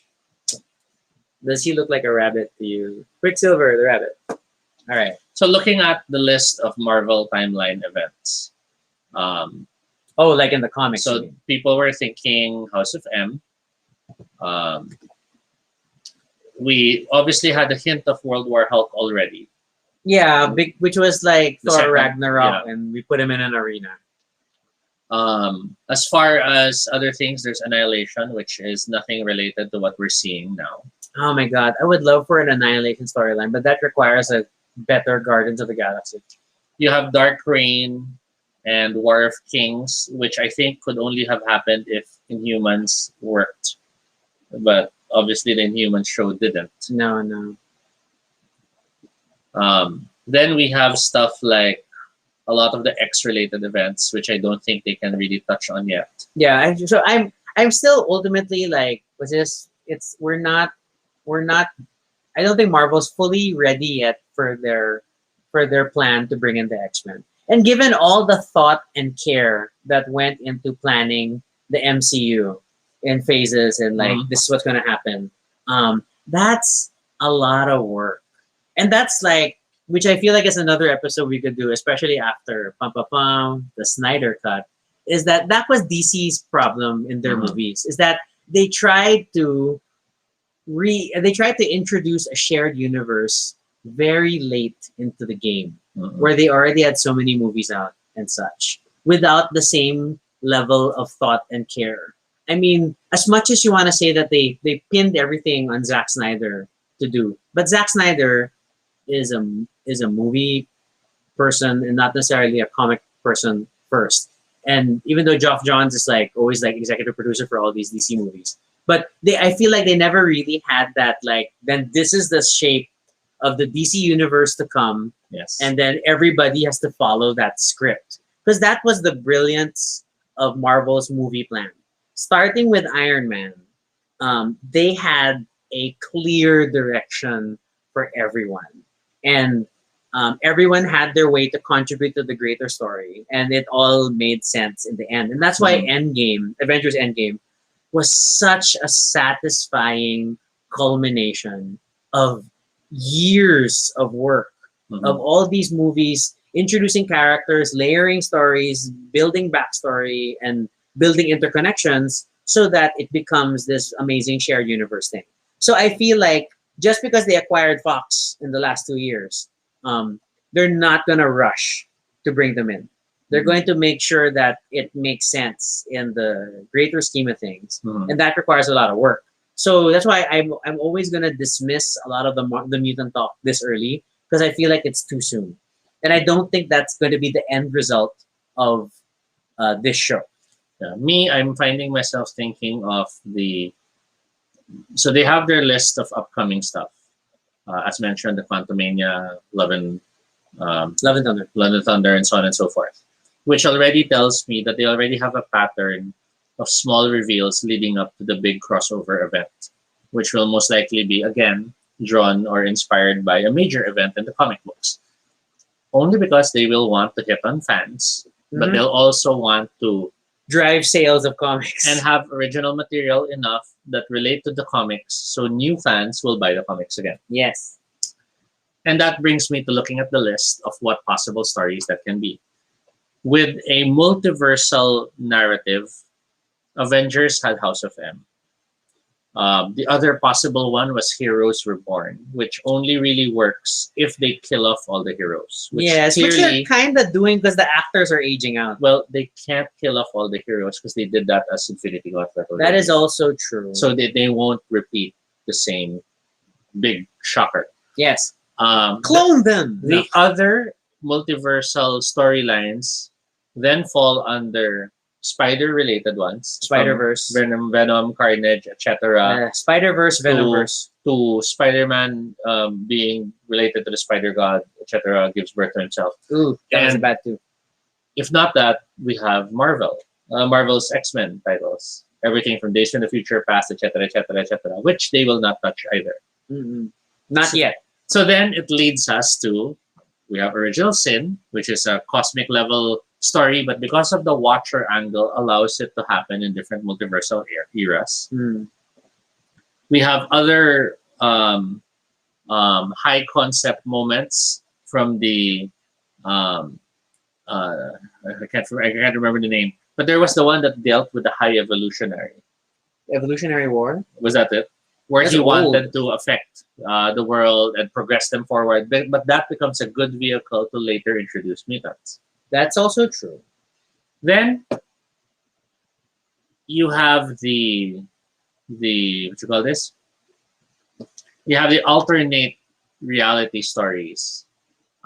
One More Day, which was basically Mephisto tempting Peter Parker, can become a more universal storyline of a devil-like creature showing people alternate realities of what could have happened. That's true. Although I hate One More Day. One might even say WandaVision's approaching that level now. It could end with Wanda being given the choice. You know. Oh my God! What if they make her choose between Vision and the kids? Or something like that. Completely open the Nexus and you get to keep them. Stuff like that. So that's where I see things going, because beyond those, there aren't that many major story arcs that they can touch on. Yeah. Which also touch on a multiversal story. I mean, like, there was that weird one semi-recently where Hell took over Las Vegas, and then it became this weird Doctor Strange thing. I forgot what it was called, but I don't know. It was very Mephisto specific, and it didn't necessarily feel like it's not full on like multiverse of madness levels as what we seem to imply with Doctor Strange's stuff. But looking at it now, if Fantastic Four is the big reveal at the end of this phase, and looking at the pattern of Avengers being the big reveal at the end of the individual movies in the earlier cinematic universe, then all of this would be leading to a Fantastic Four villain as the major villain. And it's still, I think it makes more sense for it to be Kang than for it to be Doctor Doom. Doctor Doom. As much as I love Doom, But Doom has not necessarily been a multiversal villain. Has not has had a time machine, but is not very concerned with time. Yes, His concern is control, is safety for his people, because is at gathering of power. because in his time things have fallen, things are getting destroyed. So he's now trying to make sure that his timeline is preserved and safe. Yeah, but at the same time, oh my God, we've had how many Fantastic Four movies and how many we've had two versions of Doom. Both have been horrible. So I think Marvel is going to be prudent and not rush into depicting Doom again on screen. There's definitely room for other Fantastic Four villains, and Kang is the low hanging fruit because he's multiversal, time travel. He has multiple incarnations of himself. I mean, there's a lot of potential for Kang, and you can reuse the costumes because he also wears purple and green. Now there is the other possibility, as terrible as it will sound. Mizuan, What came after Infinity Gauntlet? Infinity War, And didn't that start with alternate versions of all the heroes ooh, being the the enemy? mutant doppelgangers Yes. created by the Magus. Now, of course, in that version in the comic, they were literally created like clones. They were tentacles. Yeah, but in the Marvel Cinematic Universe, it could be a Kang-like villain, not the Magus, or maybe it's Magus, but he's more But we amorphous. haven't super like brought in Adam Warlock yet. Adam Warlock needs to establish before we get Magus. But that's I my feel. point. Maybe if they wanted to, you know how franchises want to, lightning strikes twice. Let's reuse elements from the past, but we'll change it slightly. Then they might go for that. To be fair, Adam Warlock is still a lingering like credit Easter egg from the last Guardians of the Galaxy movie, and we haven't like revealed. He's still in his cosmic womb thing, right? And maybe we won't get Adam Warlock back. Maybe we'll have someone who played the same role. I mean, let's face it. Hela turned into a knife-throwing supervillain rather than the goddess of death she was in comics. But still cool. I super love. Yeah, she was still great, but Kate Blanchett. but they really changed. I mean, yeah, they Hel- just gave her the same helmet. Hela in comics did not fight. She did not have to. Yes, that is true. She literally It was just very stood there beneath her. and you dare talk to me, you're dead. She was a god. Mhm. So, So yeah. they would make changes, but they would still try to capture somewhat the relatability. So I wouldn't be surprised if they do try to do the second Infinity Gauntlet story, but rather than focus on the gauntlets per se, might have it in this way. Because maybe people are now going to be representations of what the gauntlet's powers were. Or maybe it's just borrowing the idea that the heroes will fight themselves. But then they can't call it Infinity War because they already had a movie called Infinity War. Yes. But oh my god, can we not have Infinity Crusade? Because that was sad. That was like, okay, the Infinity series needs to end. Or they might call it Infinity Verse. But it didn't end. There was Infinity Abyss. So, and Starlin kept writing these weird Thanos stories. So beyond all that, I don't see what else it could touch on in terms of existing story arcs. At least you're looking at the big crossover stuff. It might be more specific. Because to be fair, things like the Kree Skrull War and Operation, I forgot the other one, but a lot of these were Avengers only events and not necessarily full on crossover events. So they don't get as much claim to fame as some of the other stuff. I mean, like even things like Atlantis attacks only took place in the annual issues of different Avengers and Avengers related books. It was super limited. So, there's still room for stuff. I just don't know how it's gonna go. But yeah, looking back at the time, it's like, what other storyline could they dig up now? I do wish, if they really go full multiverse, that we get a 2099 Oh something. my god, I'd love a 2099. A Spider-Man 2099 series But we or a can't- Doom 2099. We can't fully 299 Spider-Man because he's still mostly Sony, so that's tricky, but it's possible. Doom is possible the way they're licensing Fantastic Four. Even Ghost Ghost Rider Rider. 2099 was good. Well, I think we deserve a good contemporary Ghost Rider first before we explore an alternate Ghost Rider, because I still can't wash out the memory of Nicolas Cage as Ghost Rider. So, predictions. I think the kids will vanish.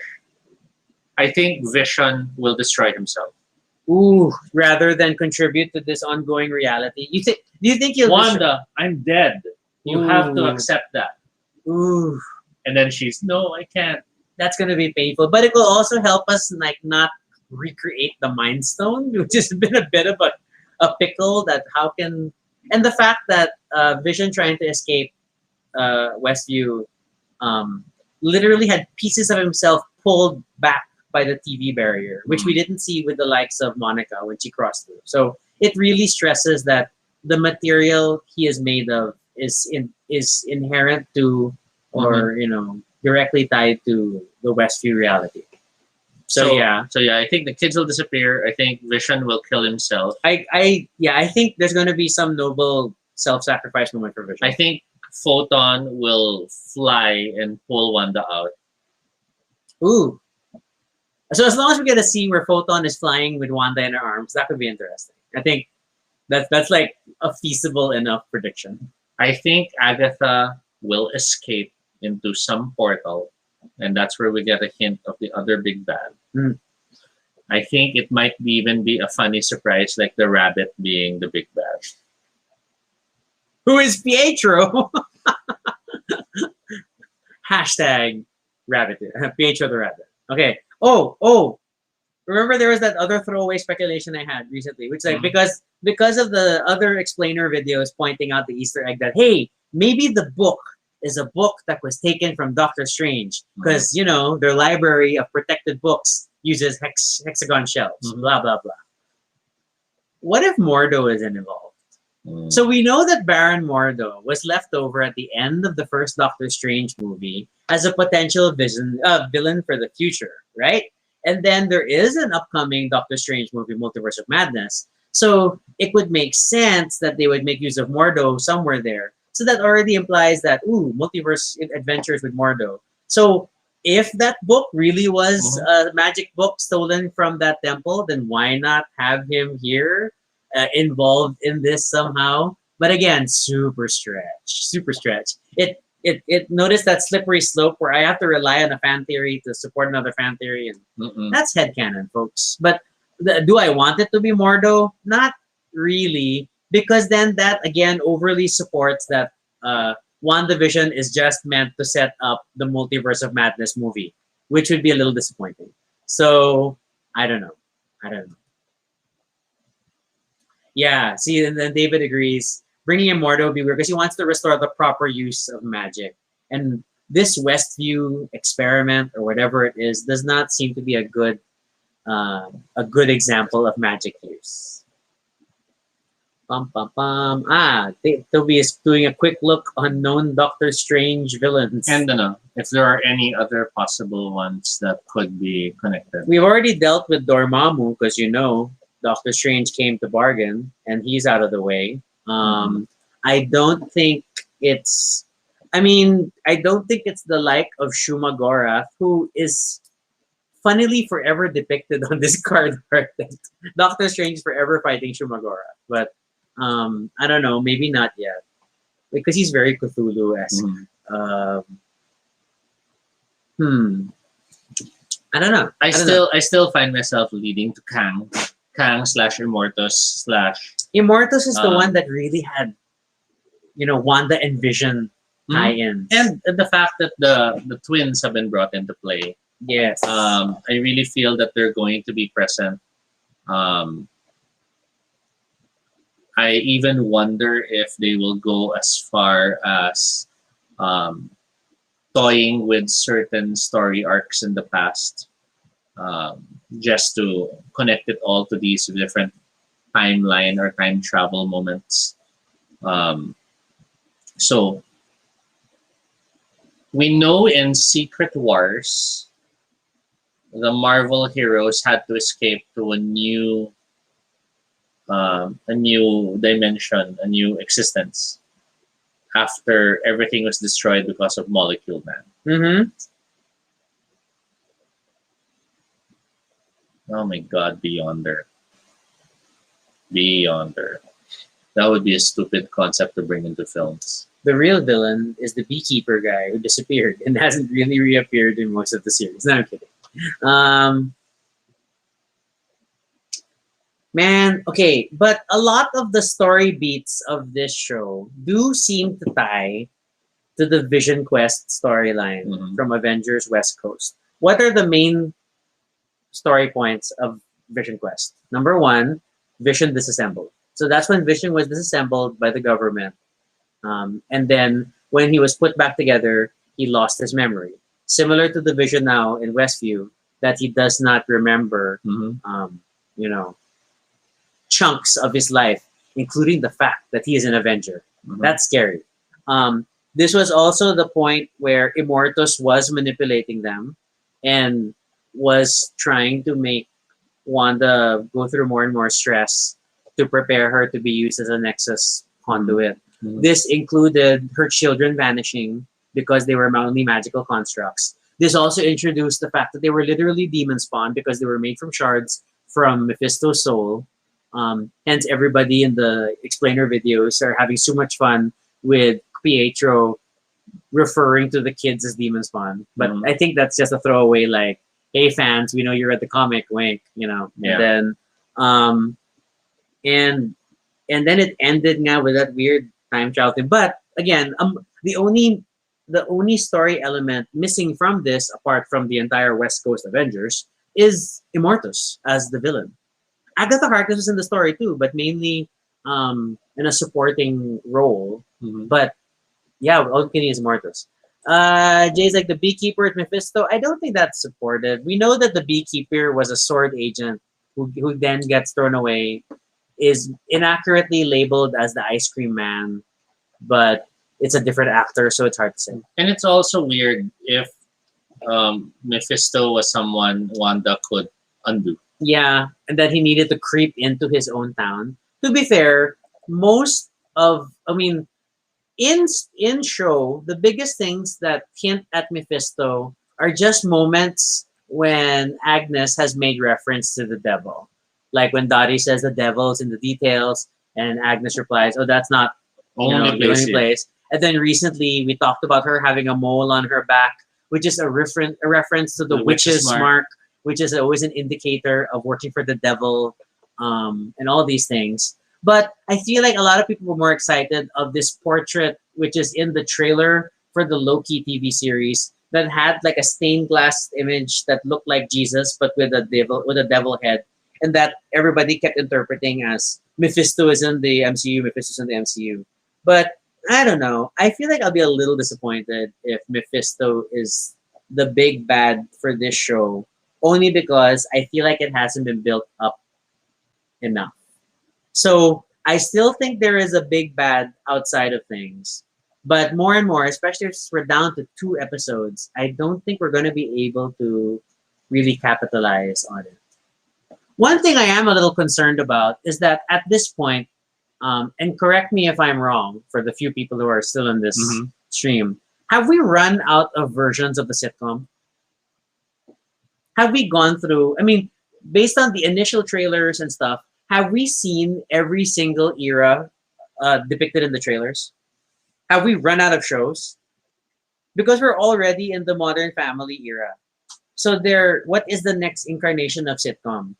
But the fact that, um, or because of the fact that we're now in this whole Nexus thing in the basement, revealing it's Agatha's all along, are we throwing away the TV premise entirely? We might be. We might have seen the last of the TV series, unless this coming episode is the last one. And it's a reality show? Yes, it'll look like live streamed reality show. It might even be Photon projecting it, so they're picking it up. Ooh. We're getting a signal, and then the show starts Ooh. with, Now I want to play a Aeon timeline Infinity running again. and a timer in the corner. One of the higher And- powers of Aeon Trinity was like when you could transmit already energy. So And you'll have Photon looking at the screen like, I hope you're getting this. yeah, I'm trying to project everything I'm seeing. So looking at it, there was Damnation you mentioned, wherein Las Vegas was brought back to life and Mephisto. Damnation. Yeah, was that was there. very hokey. There's the War of the Realms and the Chaos War. But that War of the Realms is still an Asgard Asgardian related. story. Yeah. So they sort of did this already with the Dark Realm, where the elves were trying to attack. sort them. of, yes. They touched on it. Chaos War. Well, I don't remember Chaos War. It's Nightmare gets slain by a different god. Oh, And Amatsu Mikabots. Yeah, and then this leads to Amadeus Cho working with Galactus, and all this and that. Oh, this was before he became the The new Hulk. Hulk. Yeah. Okay. But then there's stuff like Siege of Darkness. Oh, I remember this, but that was like the really ugly. And it really Doctor focused on the Strange. street level mystic heroes. Yeah, which we don't have right now without the likes of Blade. Then there's Fear itself. Oh man, that's another weird one.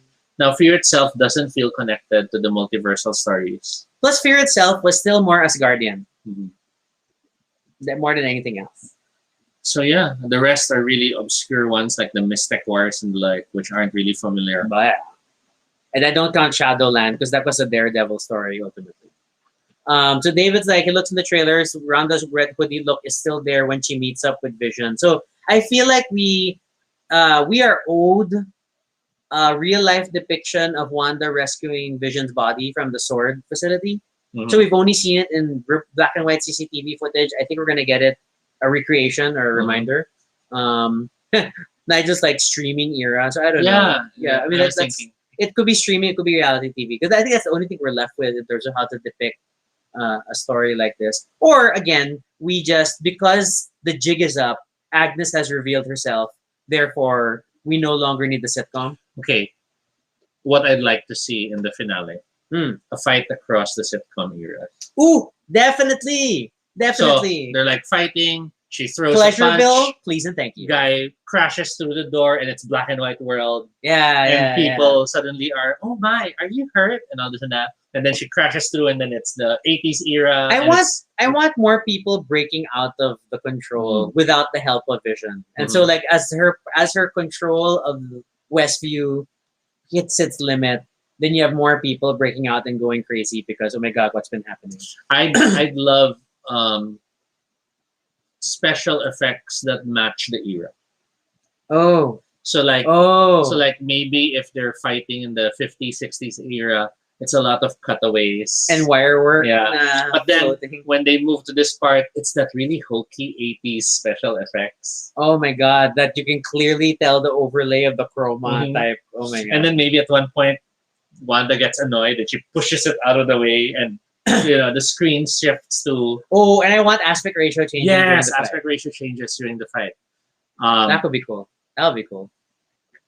But I think a really crazy way to end it would be at the end of the show, the credits roll, and then the aspect ratio changes again. Mm. But then we pull out to reveal we're watching the whole thing on a screen because we're now with the watcher.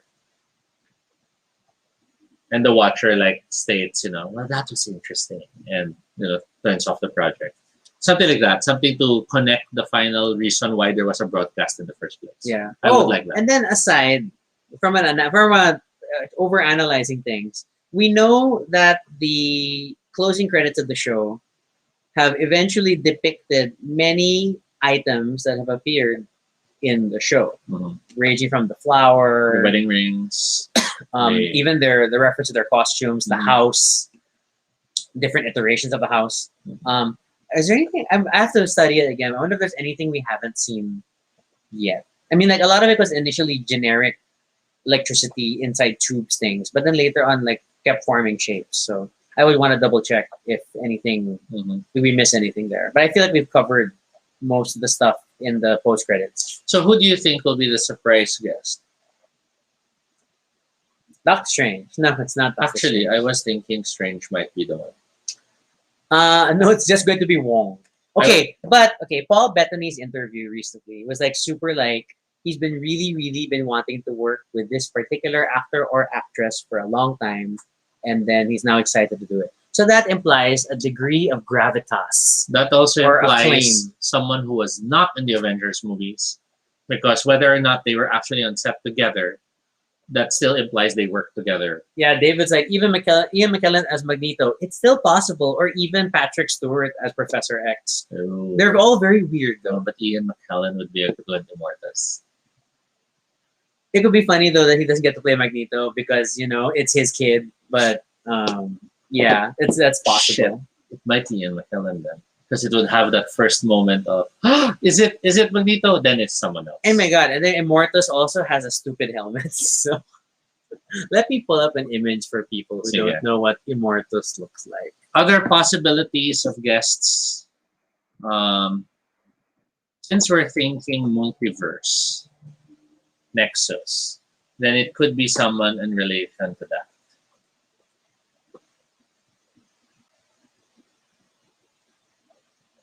Mm,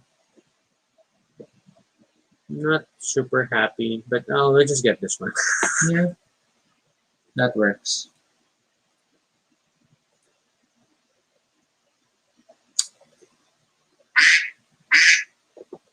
Wow, that's a lot of quacks.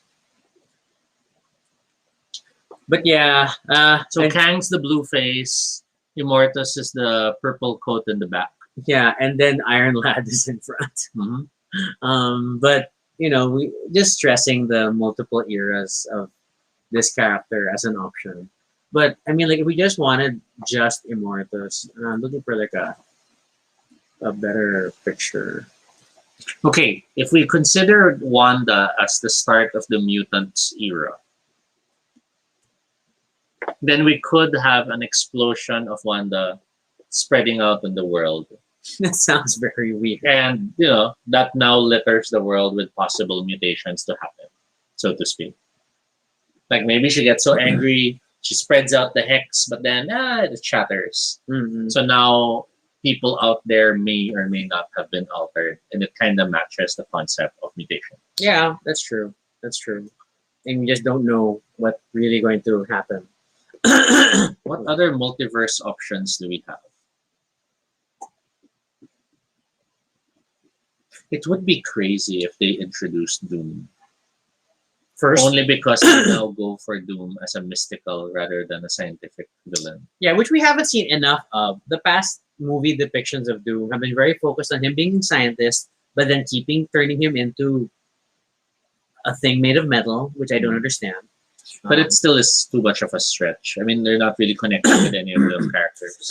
Yeah, it's too left field. So, but it's definitely I'm not sure if it's a notable MCU actor, because then you're really gonna have to cross reference and like which actors has Paul Bettany not had a chance to work with, and his Marvel repertoire is quite extensive. Whether as the voice of Jarvis, whether as Jarvis in the Peggy Carter series, and all these things, and then of course the Avengers movies. So it kind of limits us into who we can cover. But so it feels like it could have been it could be another X-Men or at least Fox property actor coming in. I think that eliminates all of the Fantastic Four because none of those actors are notable. So it does leave us with the likes of Patrick Stewart and Ian McKellen, but I'm not sure. I'm really not. Beyond that, it's because I don't know how they come into the story. Like, what's the connection? Ian McKellen has the most connection as Magneto, but that's it. And then I don't know if we're really embracing this side of things because again, the established story is that their parents were Sokovians who were killed by a Stark explosion. So how do we do that? How do we do that? So I think we're of the consensus that Vision is not going to survive this show. Yeah. I really feel he won't. Man, it's kind of crazy to think that Paul Bettany is like pushing 50. So he's been around. I mean, I still think Vision will be in the later. It's still possible. Yeah, but I don't think he'll survive the show. I think he will have to be dead for a while. He'll have Then he'll to come out all white. Yeah, that's the thing. See, that's a resurrection moment. It's a Gandalf moment. which is still tied to things that happened in the Vision Quest So I storyline. can sort of see him, tearing open the barrier. Wanda, go! And they run out, and then he and Vision dies. And then later comes back all white. Vision! And then no, I am, Or he just doesn't remember. yeah, Yeah. or I am Isaac, that other alien technology thing. Okay. Spoiler Track is tired from all the spoilers today. Who else? I don't really think of anyone else who could connect. Yeah. Unless, because the thing is, you'd think it would connect to something upcoming. If they Okay. wanted to have a surprise guest appearance. Let's review the upcoming slate of Marvel Phase 4. It's 4 now, right? Oh my gosh. While I put the kids back in their friendly sleeves. Well, friends. This is Speed. So as far as films, it's Black Widow, Shang-Chi, Eternals, Spider-Man, Doctor Strange, Thor, Black Panther, Captain Marvel, Ant-Man and the Wasp, Guardians of the Galaxy 3, and supposedly Fantastic Four. But this Fantastic Four is still to be announced. Yeah. So given that list, maybe someone from Eternals, which I would hope, which is possible because they would want to market and help push that as a concept. Looking at the list of people in Eternals, the one who might connect the most. Man, but Eternals is so left field. I mean, Yeah. like, it's a very weird story. But it could be Cersei they bring in. Because she would have, reality altering powers. She is a magic user. Although I always felt Cersei. Okay, to be fair, a lot of the magic storylines always tied to the Arthurian legends. Yes. Hence Morgana Le Fay and the like. So I don't know.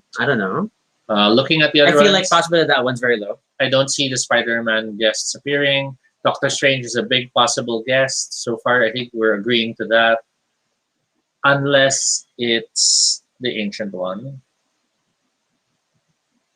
Oh, which Because- is not someone that Paul Bettany may have worked together And with. she would have the gravitas of I would love to meet her. That's true. So that can work. So our Love and Thunder doesn't really have much, again, of interest in terms of who might appear. Guardians of the Galaxy includes the usual cast. So there isn't really much, again, that might appear with some gravitas. Black Panther feels, again, very left field. Captain Marvel 2 is possible only because of the sword connection. And Monica, but So it could be Kamala Khan showing up for some reason. I'm not quite sure why. but she has a Disney Plus series on her own. Mhm. So and I don't think she matches the gravitas referential. Like, I'm excited to work with this person. Ant-Man and Wasp. I don't really see who it might be. Yeah, Quantum Mania is such a stupid title. No, it's like it tells us nothing. And then finally we go to Falcon and the Winter Soldier. The which upcoming series. I'm not impressed with. Loki, I guess. But then they did encounter each other to some degree, I think, in the Avengers stuff. Jeffrey Wright is narrating The Watcher, but I don't see him playing a live action role. So I don't see that happening. I doubt Hawkeye would be the gravitas mentioned as well. Moon Knight feels very left field. She-Hulk might only be funny because she appears to sue them for the damage to the town. Ironheart, Armor Wars, Untitled Wakanda series. So yeah, so I don't really see other people who might connect with the gravitas, so to speak. David trying to name the sharks as Bitelly and Tooth Me, the spoiler sharks, to be sort of Billy and Tommy. I see what you're doing there. If Vision dies, he's still one of the worst used heroes in the pre-Endgame era. That's true. Well, because he became a MacGuffin. Yeah, he was super strong. He was everything that Marvel could hope for without stating they copied Martian Manhunter. I know he was really Martian Manhunter. He just didn't have telepathy, but he could phase, and his Mhm. phasing was super like I can Density change control. density. It's not phasing, Yeah. so I can become Super hard. super hard, or super Yeah. Mm, crazy. Super hard. Wow, that's what you What take else? away. So given all that, um, I'm thinking Eternals. Eternals there to explain the Nexus. I'm thinking, Man, but the Nexus wasn't the Eternals thing really. 'Cause Yeah. they're more cosmic celestial. yeah, but again, this is Marvel Cinematic that's true. Universe. It's MCU. It's uh, they made Ego. They made Ego a guy in a planet rather than a floating head the size of a planet. That's So- true, but that was just a manifestation of him. He was still the planet, but yeah, it was strange. It was a strange interpretation of Ego, and it's still a very sad depiction of Mantis. That is not my celestial Madonna. So we got that possibility. Some Eternal showing up to explain why the Nexus is important or why they were drawn to it, or maybe we'll have someone from the Inhumans showing up because it's to explain that they sensed Wanda's effects and it's now spread like the Terrigen mists. I hope they explain their special effects for the Inhumans because that show really needed love. I don't know who this other person is. I'm sorry you're grossed out by stuff. Well, sorry. It's our show. It's not yours. What else? I don't know. So, wow. I'm not invested enough to try to figure out like if there's which cameo I want it to be. And I guess we'll just see how it goes and If see it was how a Midnight Suns thing, just to connect to the Dark Magic Heroes thing, like if it was the Dark Hole, Ooh, then it's Wesley Snipes. then we're seeing a Blade cameo or a Ghost Rider cameo But man, super left field. because that would connect to the book. Yeah, that's true though. Whenever you have books of magic, then you get stuff like that. Agents of Shield had a very weird Ghost Rider, so hard to say. But Agents of Shield is no longer canon, so thankfully we move on from that. Maybe a link to Fate's The Wink Saga, asked David. Oh, I don't know. We're not watching that. So, but man, that thing's getting a season 2. It's crazy. I just read. Well, And then the comment Twitter post like, this is what you get for everybody hate watching the movie, and now it's like, or show, whatever. It's getting a sequel. So, wow. But I think we're definitely coming to the end. Oh my god, it's almost midnight. It's Yeah. 11:20. do you have any other guest appearances you think should be appropriate? No, like I think we're. I mean, like for me, my projections are always trying to be grounded in internal consistency with the show. So I don't have enough to go on.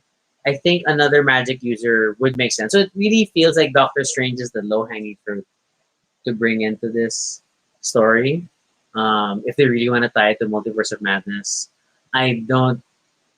I think it's still too early for Kang, but it may be hinted at. It may be Man Behind the Curtain style. It could be Immortus. I don't know. But I still think there's someone else behind Agatha / Agnes. So whoever that is, we're gonna see soon. But it may be the type of reveal that you see at the very end or in the credits of the finale, and not as a main antagonist in the second to the last and last episode. So, yeah. What about you? That's it. That's our projection pool. I think the only suntok sa one idea I could throw out is if the new face of the cinematic universe builds up with multiverse as the theme, the villains might be like the Ultimates. Alternate versions. It's possible. It's still possible. Not necessarily of the same heroes, but like a Mandarin who is mystical in origin and not the fake one we saw in Iron Man, or a Mephisto that's closer to Doctor Strange in the comics rather than the demon, something like that. But something to the effect of They'll use a popular name, but since it's a multiverse approach, they have more freedom to repackage it and claim, no, no, this is really how it is because it's this story. Which is funny though, because if they really go in that direction, then is that them relaxing controls on the MCU and wanting to embrace more of an Elseworlds style storytelling, which enables alternate realities, which is ironic given DC is still struggling to try to get back to a Well, shared universe. I feel they're doing that because that, on a marketing perspective, allows them to have different products and people will not flinch. Mm. Because even the comics themselves already have done that with Secret Wars. Yeah, we've gone through cycles of We've, reboots for we've both had Old Man publishers. Logan, who has already officially died. We've had the survivors of the old Marvel universe escaping to a newly created universe with the help of Franklin and Molecule Man. Um, we have the Future Foundation going around creating more galaxies and universes to refill the multiverse. And then eventually coming back home because Franklin's running out of juice. So, given that aspect, I feel like they're trying to make it more expected that there are variations. Because the name of the game in the past was, the unity of all the stories are this. So every comic had editor's note. This happens before, blah, blah, blah. Yeah, issue. yeah. There was Editor's all note. this This coordination. happens before going in. Editor's note. Don't ask us to explain how Wolverines and all these issues at the same month. Yeah. But with the new one, there's less control over that and more the acceptance that, comic logic just states that all these things are happening in the same year. Yeah, and they only really try to figure out continuity and timing if the stories are more connected. So yeah, so that's where I think it goes. So my bets are still on Kang/Immortus. My bets on the end reveal will be a glimpse of the man behind the curtain, but we won't still know for certain who. But I do feel it might be a lead in to Eternals, or worse, an off-screen hint of Fantastic Four. Hmm. And then I think the show does need to end with some sort of a zoom out and showing someone watching WandaVision. Yeah. I think that for things to make sense, we want to see that. We have a Rich Lopez joining. See more mystical characters coming into the MCU is the breath of fresh air. There's still Mordo. Yeah, we did mention like Mordo's still floating around. I still want Sleepwalker to show up. There's still me again with it's like this is right up there with Toby's Mojo campaign. It's like wanting Sleepwalker to have a show because, yeah, Sleepwalker obviously was super successful. And in the Rick 90s. Sheridan. Man, whose main job was I need to find a place to take a nap so that Sleepwalker can fight. What a role as a hero. It's awesome stuff. But I don't know. And then like the more recent weird things like they found new ways to play with Darkhawk and the like. But on the whole, like the apart from the magic side, which is finally getting development now, the cosmic side of the Marvel universe actually has been of the MCU has been largely still underdeveloped outside of Guardians of the Galaxy. They've kept their cosmic sci-fi. They haven't gotten to full cosmic. Cosmic gods, apocalyptic, and semi-mystical. And we haven't really. I mean, we've had mentions of the races. We've had the Kree. We've had Xandar. We have and the these like. Guardians. Yeah, but we haven't really seen them in action. And we haven't seen them as gods. Mm. Because even as Guardians, we sort of saw them as, so they're a different race, but they have technology and they have powers that look like magic. But that's pretty much it. We haven't gotten to the point now, no, these are celestials. They look like robots because that's how we can comprehend what they are. Yeah. But in truth, they built the universe and stuff like that. I mean, we did skip around that when Thanos wasn't in love literally with death. So that's sad. I miss Thanos being that. Has Adam Warlock been confirmed for Guardians 3? I don't think they ever had the full confirmation. I know there was mention that it was a plot thread they were hoping to explore. But Adam Warlock is in the villainous Marvel set, so at least they remember him. But then again, so was Black Swan, who was not in the MCU. I still will stay Black Order. if they do push for Adam Warlock. Magus is not far away. The Magus. Well, they literally are echoes of one another. So, So they come hand in and hand. it works for multiverse story. That's true. Oh my god.